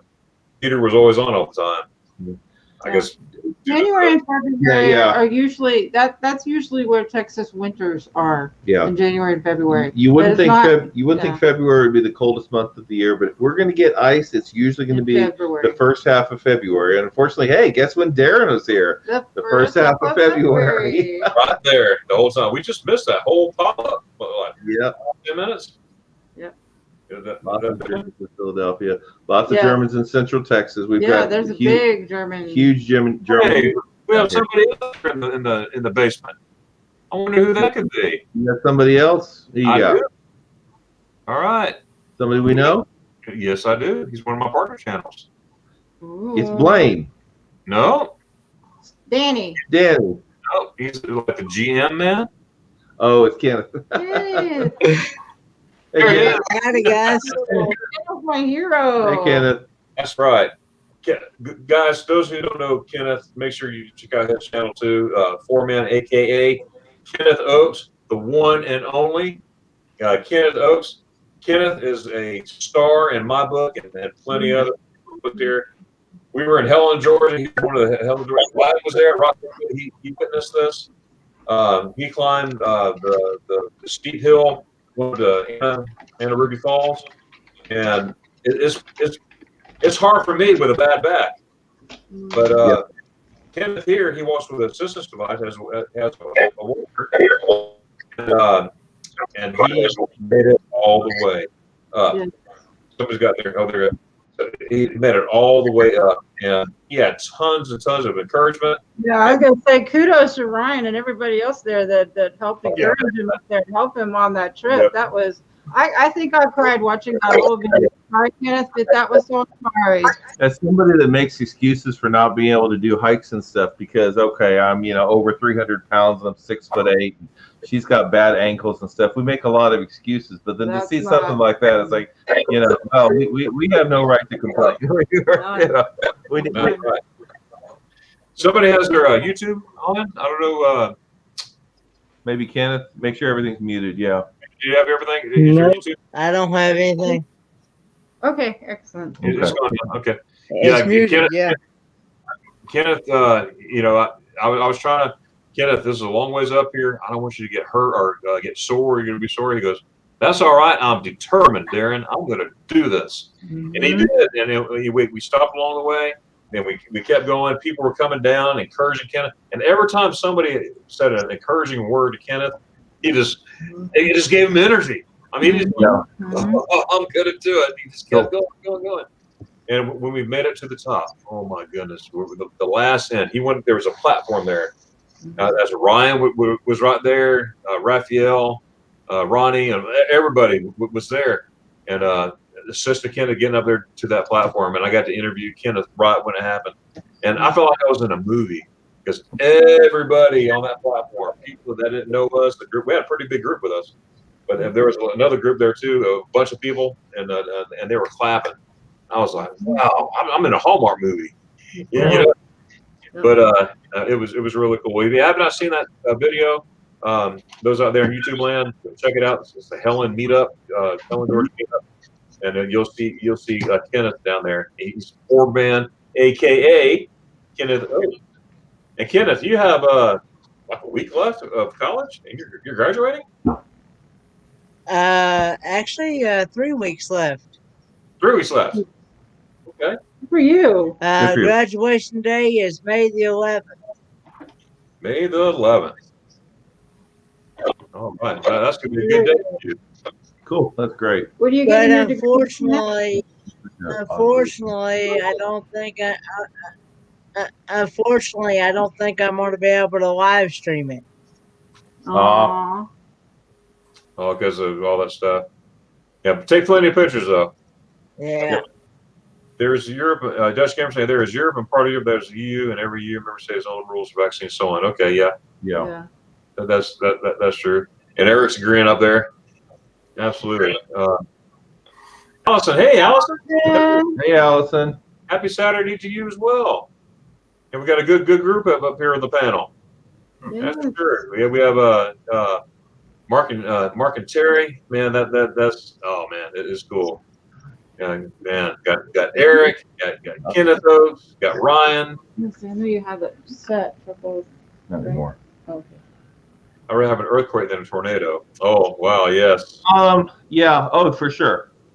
For sure. Unless you're directly over a fault line, tornadoes are scary and devastating. And like I say, they're so random. You just never know how destructive they're going to be. That's It's crazy. So is Mark Walters in the house? No, it was that was a point of the conversation where you're having people guess who is going to be your next. Yeah. Who's going to be? Gotcha. Okay, Yeah. all right. Yeah, Veronica. Okay, my goodness, I've been to so many countries in the world, but never been to the States. How can that be? Well, we can fix that, Angie. Yeah, we can fix that. Yeah. That's right. You're welcome in Texas. That's anytime. right. We love hosting people. No hotels in the United States, so that means you got to stay at no my hotels, house, yeah. Mark's Well, house, anybody's house. Unless you want to go to New York. I don't know if we know anybody that. All right. Yeah, but you come to the States, we'll take care of you. And same with you, Eric. What's hard about the United States is, I can go to Europe, and I can hit most of the major sites in Europe in 2 or 3 weeks. You see all the bucket list things from one end to another. You can probably say 2, 3 weeks, or at least maybe 2 trips. United States is so spread out. It's like, where do you start? Yeah. You focus on the Northeast, or even staying like New York and Boston in one trip is difficult. But certainly you try to do New York, Washington D.C., Texas, California. It's Chicago. There's so many things to see. It would be really hard to plan that trip. You have to decide what you want to see and what you're willing to save for a different trip. Right. All right. Now, Eric, if you were offered the Sputnik V or Sputnik 5, would you be comfortable taking that, or would you rather wait for another one? To be honest, I don't know yet because here it's so unorganized that for me it's mostly I'm young and I am not on the list for at least months to come. Right. So I have time to see. Right. Yeah, they dropped the ages here. Yeah. So anybody 16 and above, I think. Yeah. Yeah, we are still at over 65. Wow. Yeah, kids are getting. I have students in high school who are getting the shot now. Yeah. Wow. My daughter'd like to get one. We just have to figure a way to get her with her schedule, Yeah. So. I mean, while on. They're talking about internet. I got my first vaccine the other day. Good for you. Which one did you get, Kenneth? The Moderna. Okay. Yeah, I got my first Pfizer. Sure. Yes, you do, Eric. Eric, you need to come see us, man. Let us host you. I got my first Pfizer shot, and I'll be getting another one in a little bit. And first Pfizer went off without a hitch. We'll see if I get any side effects from the second one. Sometimes I hear the second one's even worse than the first one. Yeah, 6-hour drive from Eric. That's what I've been hearing about the rest of them. I've been hearing most people get the most side effects from the second one than they do the first one. Mm-hmm. Hey, Eric B., if you decide that you want to take advantage of some of those points or a cheap flight or something, if you want to fly, we're only about 20 minutes away from DFW Airport and about 25 from Love Field. Yeah. So we can certainly pick you up at the airport if you want to come see us. Yep. Absolutely. Darion, I got to take Tom and his daughter on a ride in the old muscle car yesterday. Oh, you did? Yeah, we got to have fun riding around the old muscle car, and I did a pretty good burnout at an intersection, and Tom's daughter, who's 8-year-old, says, "I thought they only did that in movies." Right? That was fun. I got to witness Mark do a donut in the Dallas Cowboys parking lot. My boy just said that was funny. All you see is Mark going around in a circle, and you see a big grin. Actually, I was gritting my teeth because I thought the car was going to roll over because my suspension's so crappy. Yeah, I need to upgrade the suspension if I'm going to do donuts. yeah, right. Because there's so much body roll in those old cars that they don't stay horizontal. They want to lean, and I could feel that car leaning as I was doing donuts. Right. What I was saying here, the vaccines are right. Pfizer, CureVac, AstraZeneca, Moderna, Johnson, but not Sputnik yet.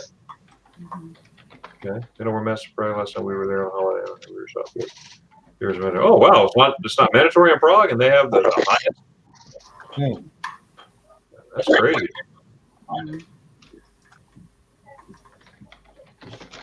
Oh, Hey, shut the door. Yeah, that's basically the same thing. Yeah. A good deal. It was there it be. Check. Make sure it's over Austria. Okay. Allison says yesterday was 7 degrees here, and today is 4 inches of snow on the ground and more falling. Wow. Oh, that's amazing. That was last week with me the same. Yeah. Really? Yeah. That's amazing. That's April. Yeah. Mm-hmm. But at least if it's 70 degrees and then it snows, nothing sticks to the ground. The roads are clear. Oh no, I did. Yeah. Oh, well, for Allison, it was 70. It was 70 degrees yesterday, and then if it snows the next day, the roads are clear, and you just have pretty snow everywhere. Yeah. Yeah, Carmen's saying the mask kept her warm in the wintertime. But Yeah. I'm with you there, Carmen. But yesterday at 91 degrees and wearing a mask. Humid. Oh my that God. was probably the most uncomfortable I'd ever been in a mask. Is when it was that hot and that humid. It was uncomfortable. Or try sneezing in those things. Yeah. I sneezed the other day. I was like, you know what? I threw that thing away. that was disgusting. Yeah. Yeah. You had a bunch of people saying hi to you, Ryan, when you walked away. I don't know if you saw that. Christmas in Australia is so boring, Angie says. Fireworks, nothing. Oh boy, I guess. But I can tell you that when we see the fireworks over with the Opera House in Sydney, it looks so pretty though. Yeah. Yeah. Yeah. Fireworks over the Opera House in Sydney is amazing. Yeah. Oh yeah. Now. Yeah, I can see that, Angie. I'm sure Angie knows this, but those who may not know, they built a replica of Hallstatt in China. Mm-hmm.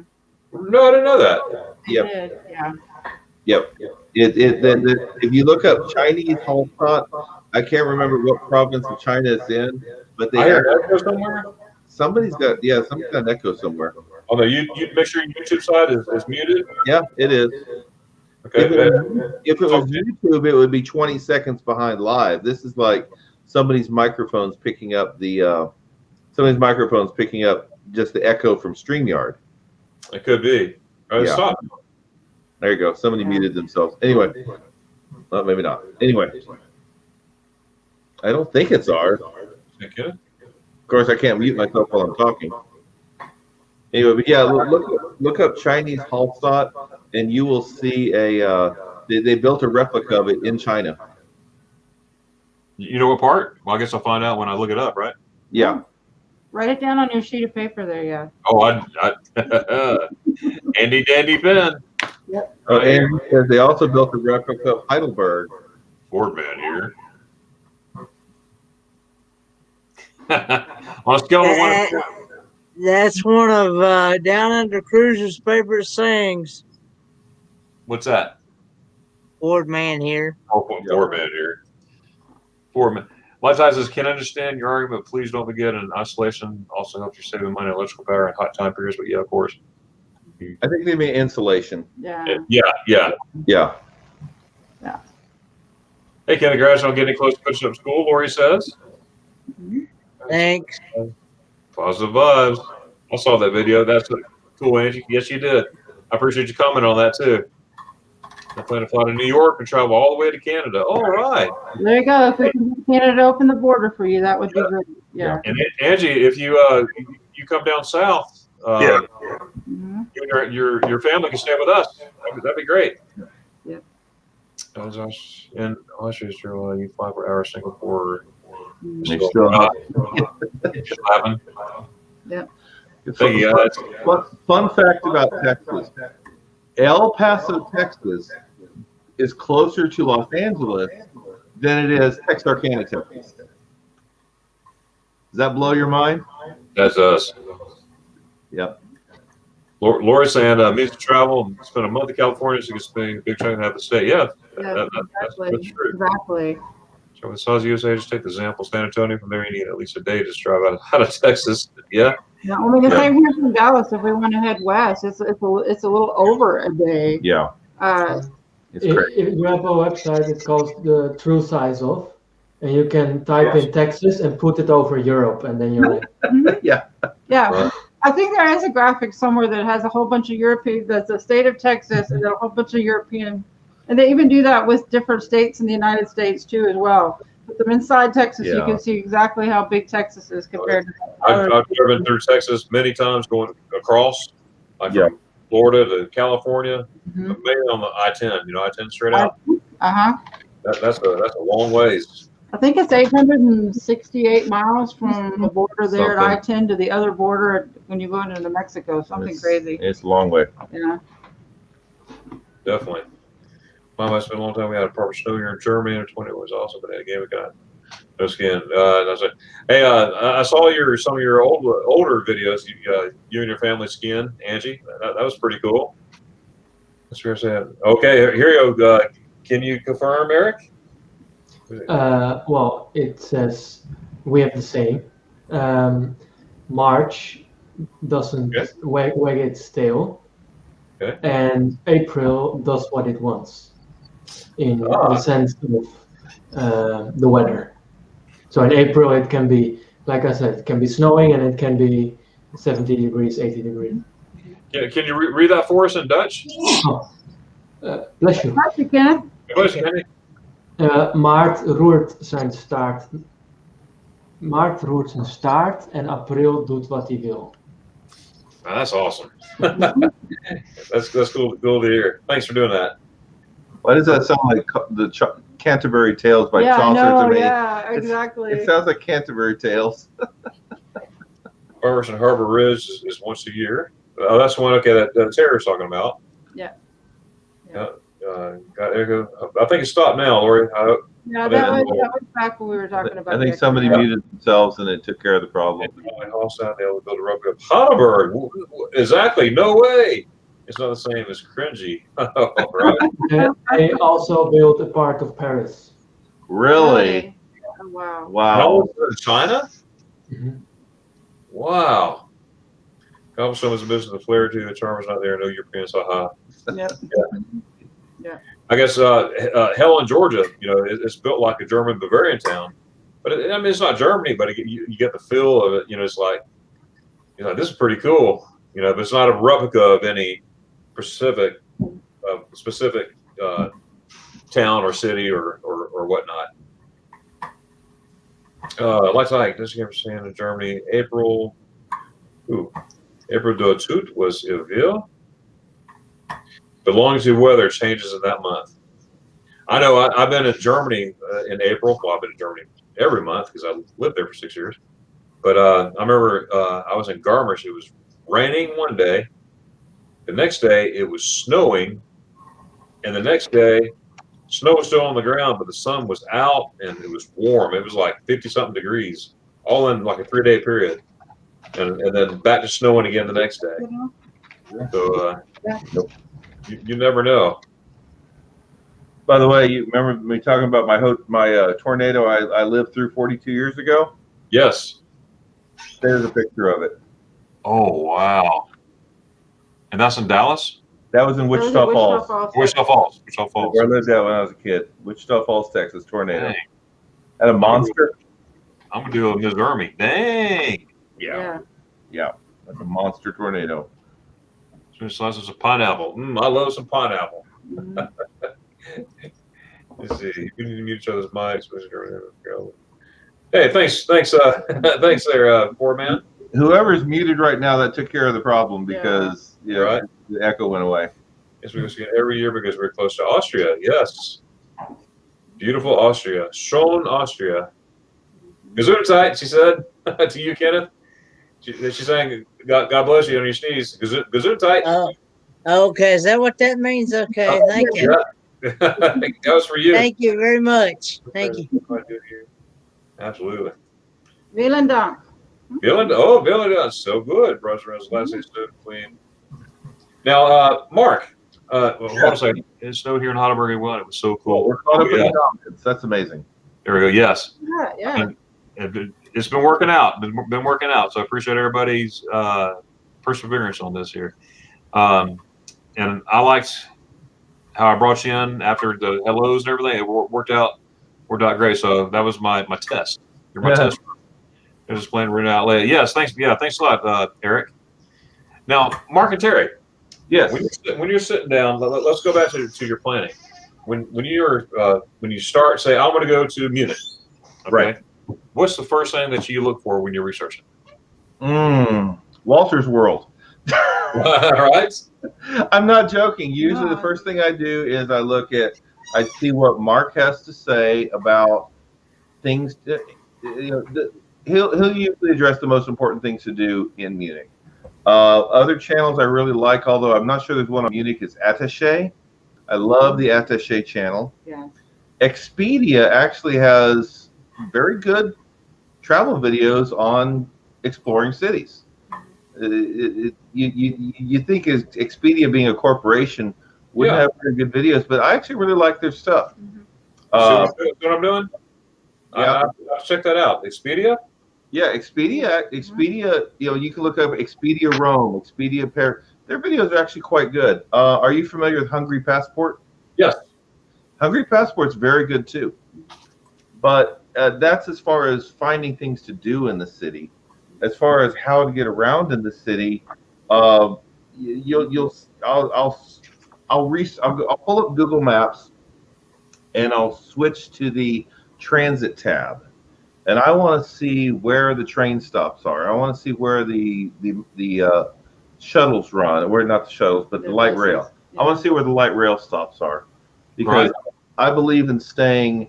I'd rather stay near a transit stop that can get me easily anywhere I need to go than to start looking at hotels where I realize, wow, I can stay out here. It looks like a nice hotel, but I have a mile walk to get to the nearest train station. So I always want to stay near some place that's a hub. Close to getting where I need to go. Yeah. And I'll just start making a list. I'll make a list of everything I want to see, decide how long it takes to get there, and that'll help me determine how many days I need to stay there. Now, the problem with Munich is the more we learn about it, the more we want to see there. And we're kind of, okay, do we take away a day in Rome to add a day in Munich? And that's our difficulty. Yeah. So with Munich, we're just be able to see the bare minimum, the main things. I'm prosted. and then we're gonna basically make Germany is something we're gonna have to return to and explore. Yeah. When we want to see Bayreuth, when we want to see Wittenberg, that's going to be just a German trip, and we're just going to explore Germany in a completely separate trip. Yeah. But right now, this first trip's just going to be a whirlwind escape across Europe.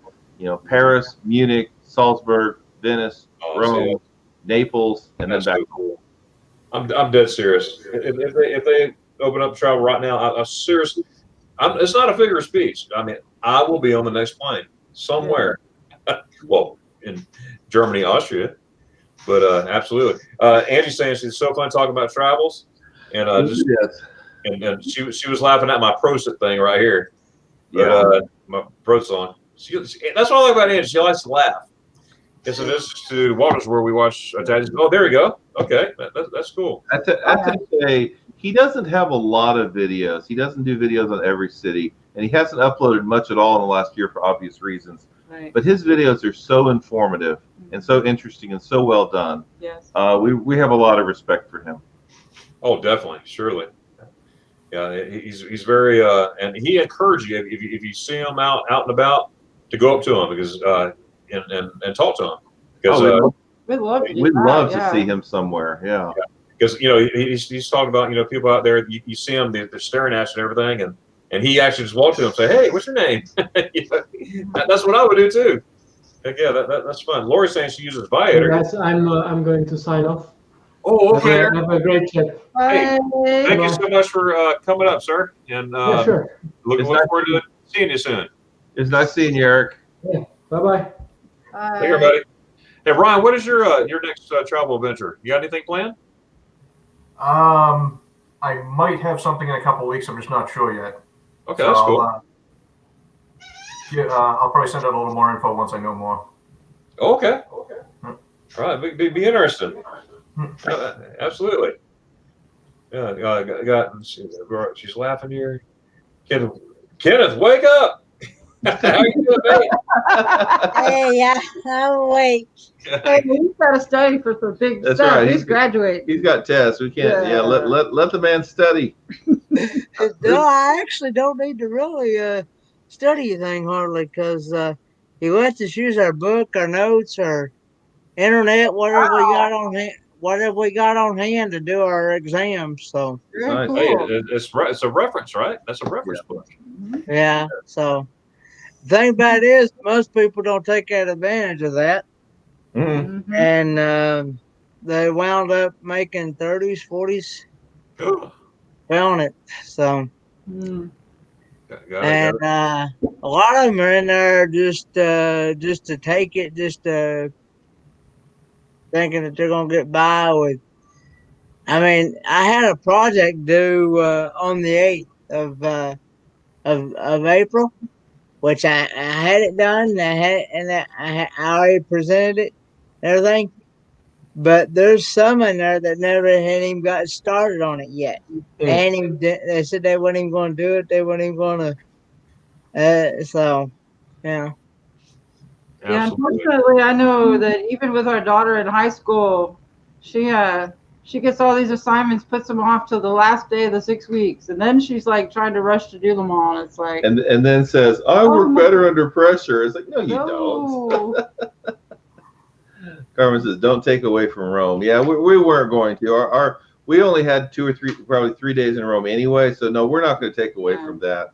But when we already have so many hotels pre-booked, Yeah. we have prepaid for, let's say, unless we want to lose those credits entirely, we can't just say, okay, we'll just not go to Paris and give ourselves extra Munich days. So, you know, we have our Paris days, we have a couple Munich days, 3 or 4 in Salzburg, which everybody says, oh, you don't need 3 or 4 days in Salzburg. It's like, well, we kind of do, because most of the things we want to see are in Salzburg. We want to see the Sound of Music tour. We want to go down to Berchtesgaden.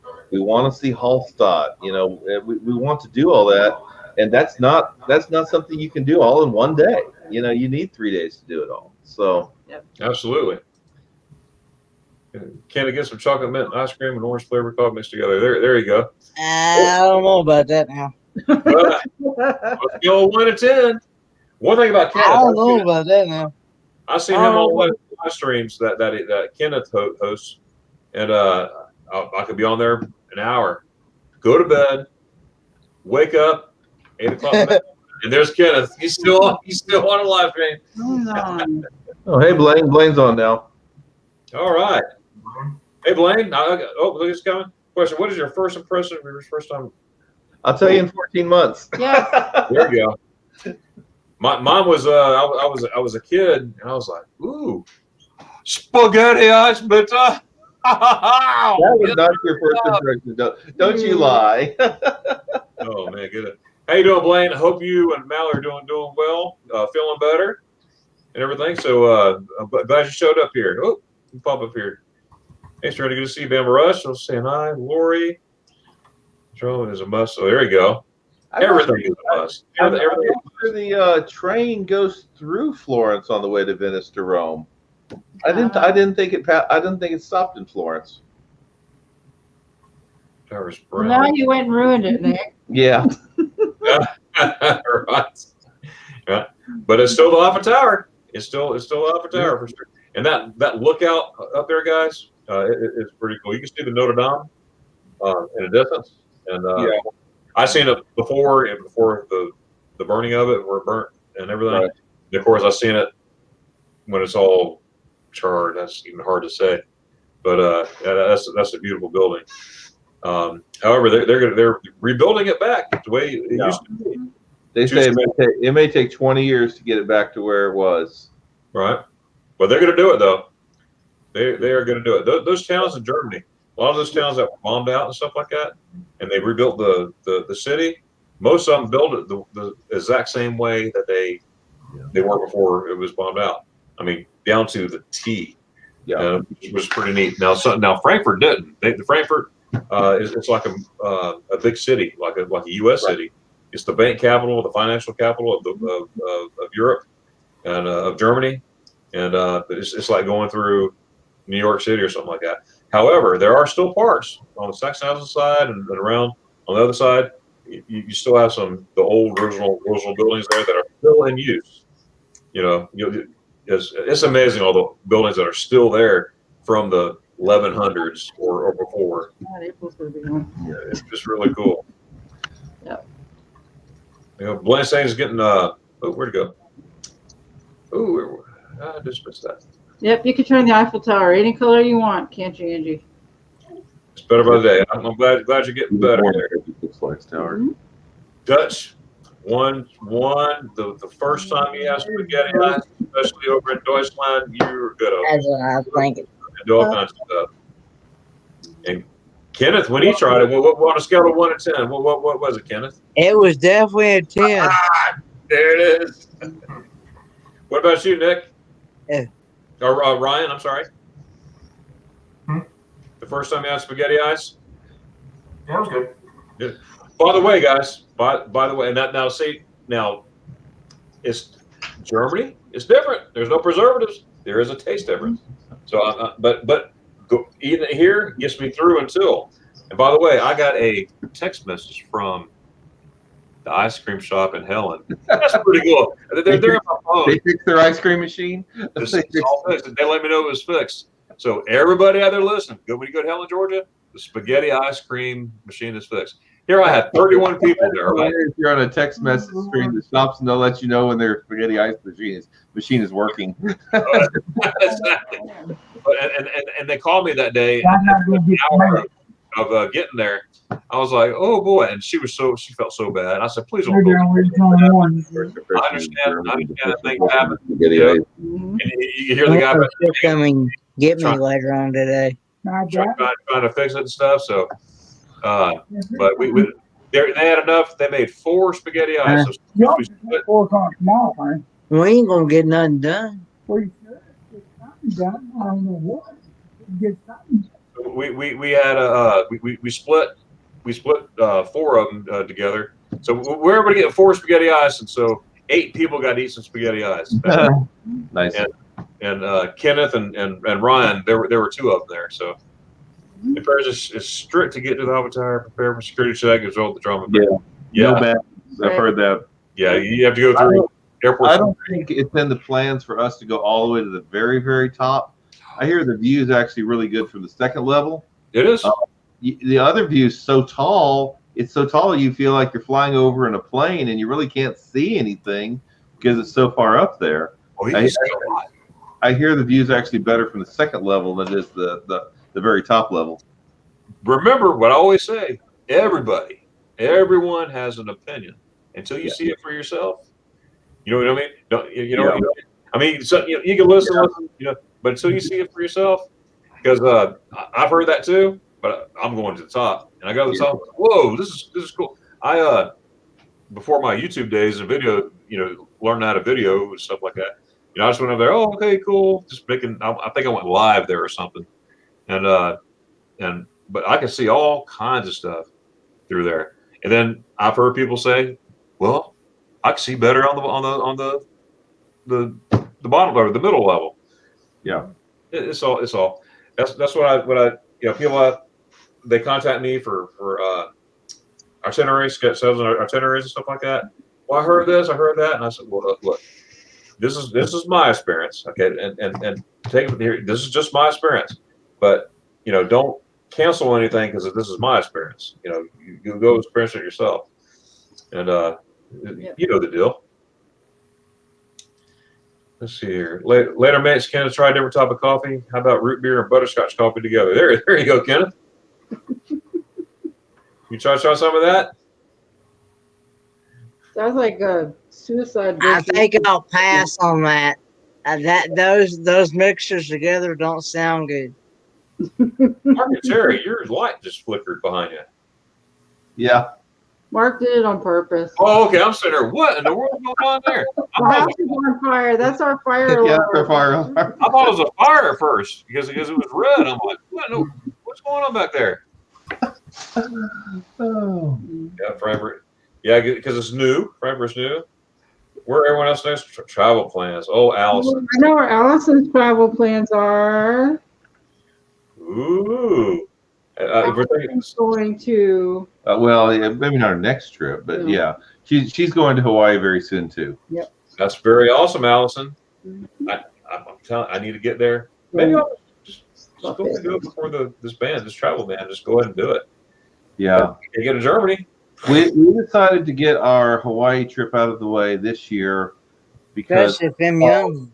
because we couldn't go anywhere else, and secondly, I had a feeling that we planned for it so early because we knew that because other people couldn't go to Hawaii or couldn't go to Europe and other extravagant vacations, we knew that we had to reserve things early or we wouldn't be able to get hotels because everything would be booked up. Right. And that basically ended up being true. If we had waited to reserve the hotel or waited to reserve the rental car, we would have paid a lot more than what we did. Here's waiting for the borders to open until then moving around in Austria. Yeah. That's correct. German ice cream is different compared to Dutch ice cream as well. And that's true because I had ice shops in the Netherlands, and it was a different taste, but it was all good. Everything's good. Everything, even in the United States, is just different. It's a different taste. Can you say fresh? Fresh. Fresh. All right. Oh, I hear my cousin in Germany said they can only travel 9 miles from their town. Wow. I'll be glad when this is over. Darion, probably just guys ready for you and Schweifert. Oh man, East Liebe Schweifert und spaghetti eyes. Yes. Oh man. Oh. Like to hike. I cannot wait. Oh my goodness. When Schweifert. Oh man. Now are you in the city limits, Schweifert? Is that where you're located? Let's see, I'm gonna make sure.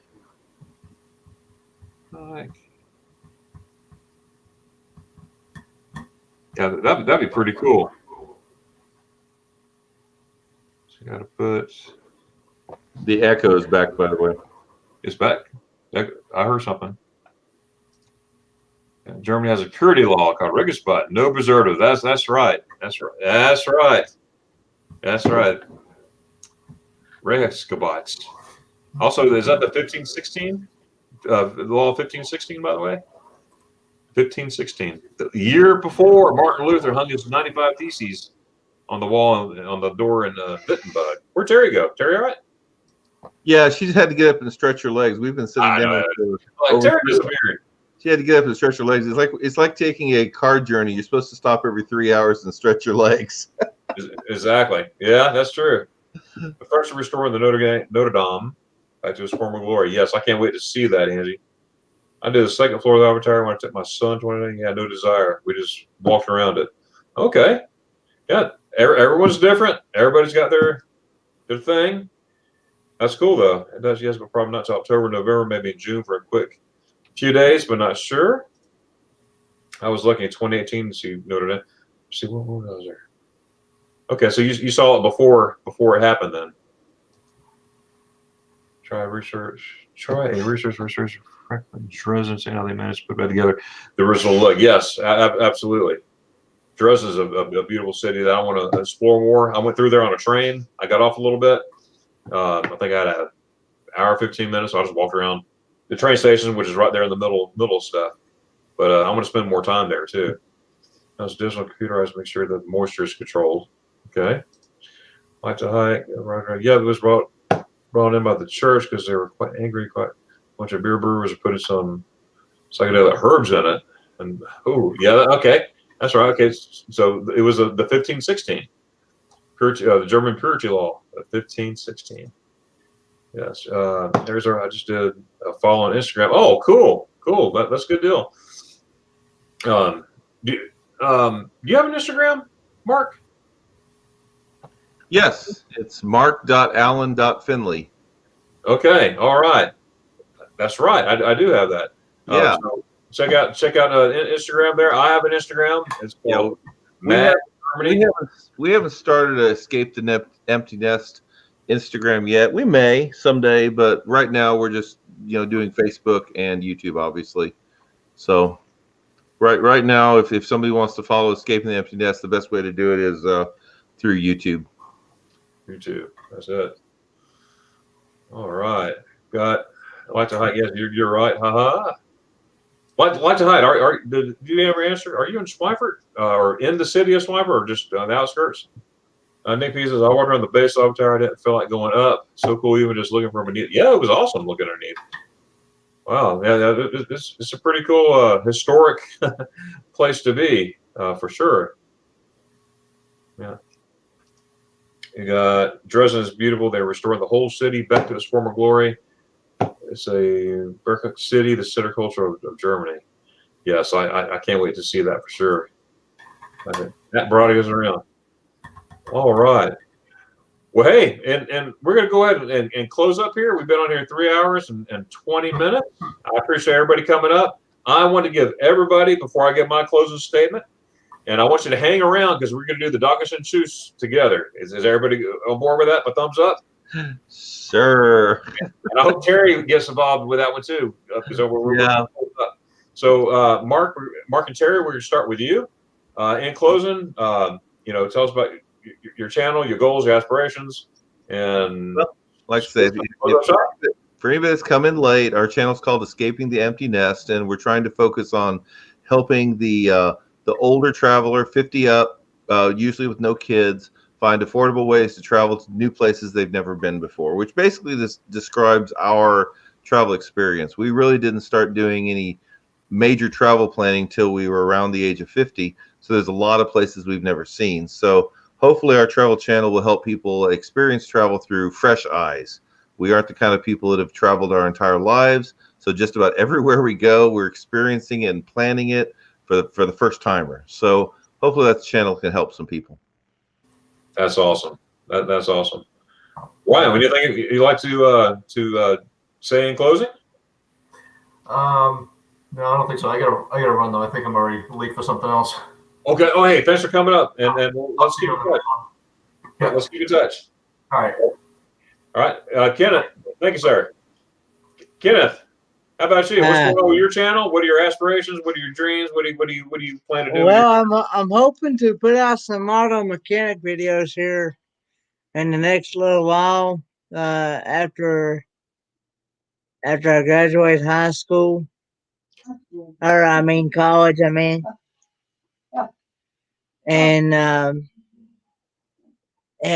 so and then probably put out some more taste test reviews. And just see where it goes. That's right. We're always looking for your to your live stream. When are you going live again? That I'm not sure yet. I've been helping out other channels right now. Okay, and that's and that's cool to help people.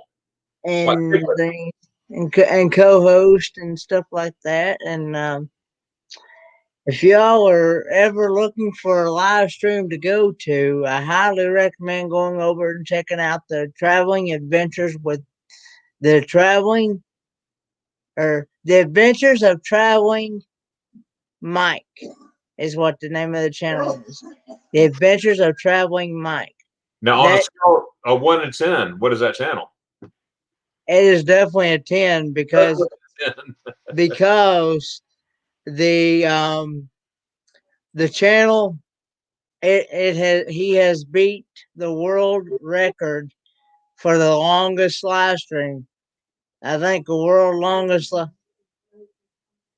He's about on the 18th day as of right now, and it's still going today. Wow! So people are popping in and out as they please, and he loves for people to come up on the panel, and so it's just a fun live stream. Well, good deal. Thanks for sharing that. By the way, Tom wrote back and he said, Buc-ee's was amazing. Oh, you liked it, Don? Yeah, he liked it. That's awesome. That is awesome. All right, we're gonna let's catch up real quick, then we're just really say goodbye. Kenneth, thanks for sharing that, and I need your help to say goodbye now, so don't go nowhere. Okay. Okay. Angie says, "Want to be the guys? God bless you all. More stuff for YouTube." Hey, thank you so much, Angie. Check out Broderick is around. You got two guys whoever's listening, and I like to hike. Greece from Bamberg, Germany. Like to hike, absolutely. East Lebensschweifer, spent 2 years there. In Leeward Barracks, Leeward Kassan. And I go to Schweifert every time I go to Germany. That's my home away from home. And of course, Bamberg. Oh, I used to live in Bamberg too. We spent a lot of time there. So, like to hike. You know, we got to keep up for sure on there. And I do have a Facebook group page. It's called Magnificent Germany with Darion. That's me. And you just join it. I'm talking to everybody. And then my Instagram is Magger Germany. It's Mag MAG then Germany with Darion. That's because I had to change my name. In other words, anyways, that's the name. Just put Mag MAG and then Germany and then with Darion, and that's my Instagram. I post Instagram 2-3 times a week, sometimes more, whatever I feel like. And also I have a Twitter. It's called @PackGermany. So @PackGermany on my Twitter for sure. Have a good weekend. Greetings from Heidelberg. All right, bye for now. Okay, she's gone. All right, Angie, I hope you have a good one. Palace. What was that reference? Yeah, She Royce was said talking something about about going to the Versailles. Versailles She misspelled Oh, that. yes. Yeah. Just got back from college. You're certainly Yeah. on a And in answer to Lori, we only have like 2 days in Paris, so I doubt one of those 2 days we could spend going all the way out to Versailles. So that may have to be something that we save for our second trip. We kind of talk about maybe doing a Paris and England Yeah. kind of thing. So that could be something we do if we ever get back. Yeah, when we go to the UK, hopefully our next big trip, we'll do some UK stuff. And Paris is so easily accessible from the UK.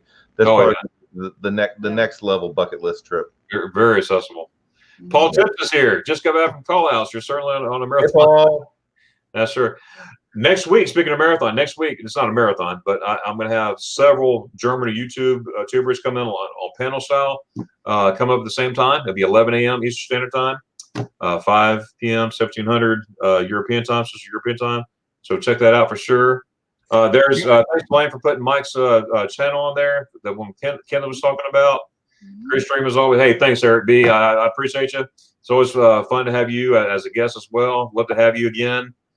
Great job. Hey, there you go from Eric B. Good Come deal. see us, Eric. Come see us. Okay, right. Yeah, like to, yeah, definitely. Hey, contact me. Like to hike, and we'll get some spaghetti ice together. Minutes of Germany. Oh, hey, thanks, Mela. There's my Facebook group page. Just click that link, and straight to my. You can post your Germany pictures, Germany videos, anything to do with Germany, Europe. But it's Germany. But I keep it that theme: Germany, Europe. So absolutely, thanks for doing that. And Eric B put Escape the Empty Nest. Make sure you check out them. Thanks, That's Eric. right there. Everybody point to your head. Well, traveling Mark and Terry, point to your head. Yeah. That's Escaping the Empty Nest right there. All right. So we got an outstanding group today. Hey, thank you, Lori, and you make it outstanding too, Lori, for always being a supporter here. Thanks, Lori. Well, you're always. Hey, thanks so much. I appreciate that, Paul. And I'm gonna check you out one of these days. Absolutely, Tommy, right there. Hey, thanks, Tommy. All right, I'm really good to go.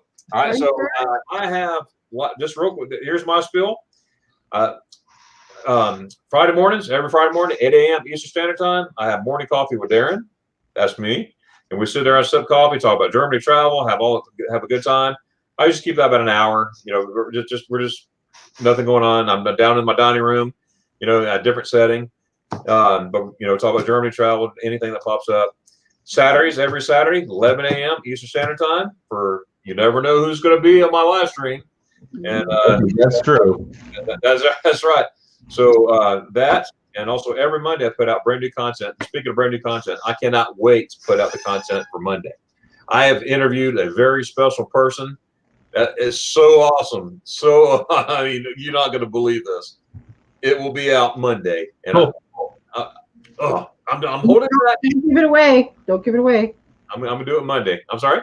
Look, she said, "Don't give it away." Don't We're give looking. it away. I'm gonna give it away. No, that's right. Mouth is cool, but I cannot wait. Oh, the suspense is up. Oh my goodness. All right. So next Saturday, like I said, live stream 11 o'clock a.m. Eastern Standard Time. We're going to have Germany YouTubers on my panel. We're going to talk, get to know them, and if you like their stuff, check them out as well. Check out everybody else in the channel and all that good stuff. All right, here I go. Everybody on the count of 3. Do it slowly in German. Ready? I need you up, Kenneth. I want to hear you. I want to hear you. I want to hear you out the window, all over Tennessee. Okay. All right. All right. You guys all the way from Texas. Okay. It's got to be loud or it's not proud. Okay. So here we go. Like to hike. Contact me. Instagram. That's the best way. Or my Facebook. I'm really leaving now. Take care, Klaus. Blaine. See you later. And here it goes. Eins. Drei.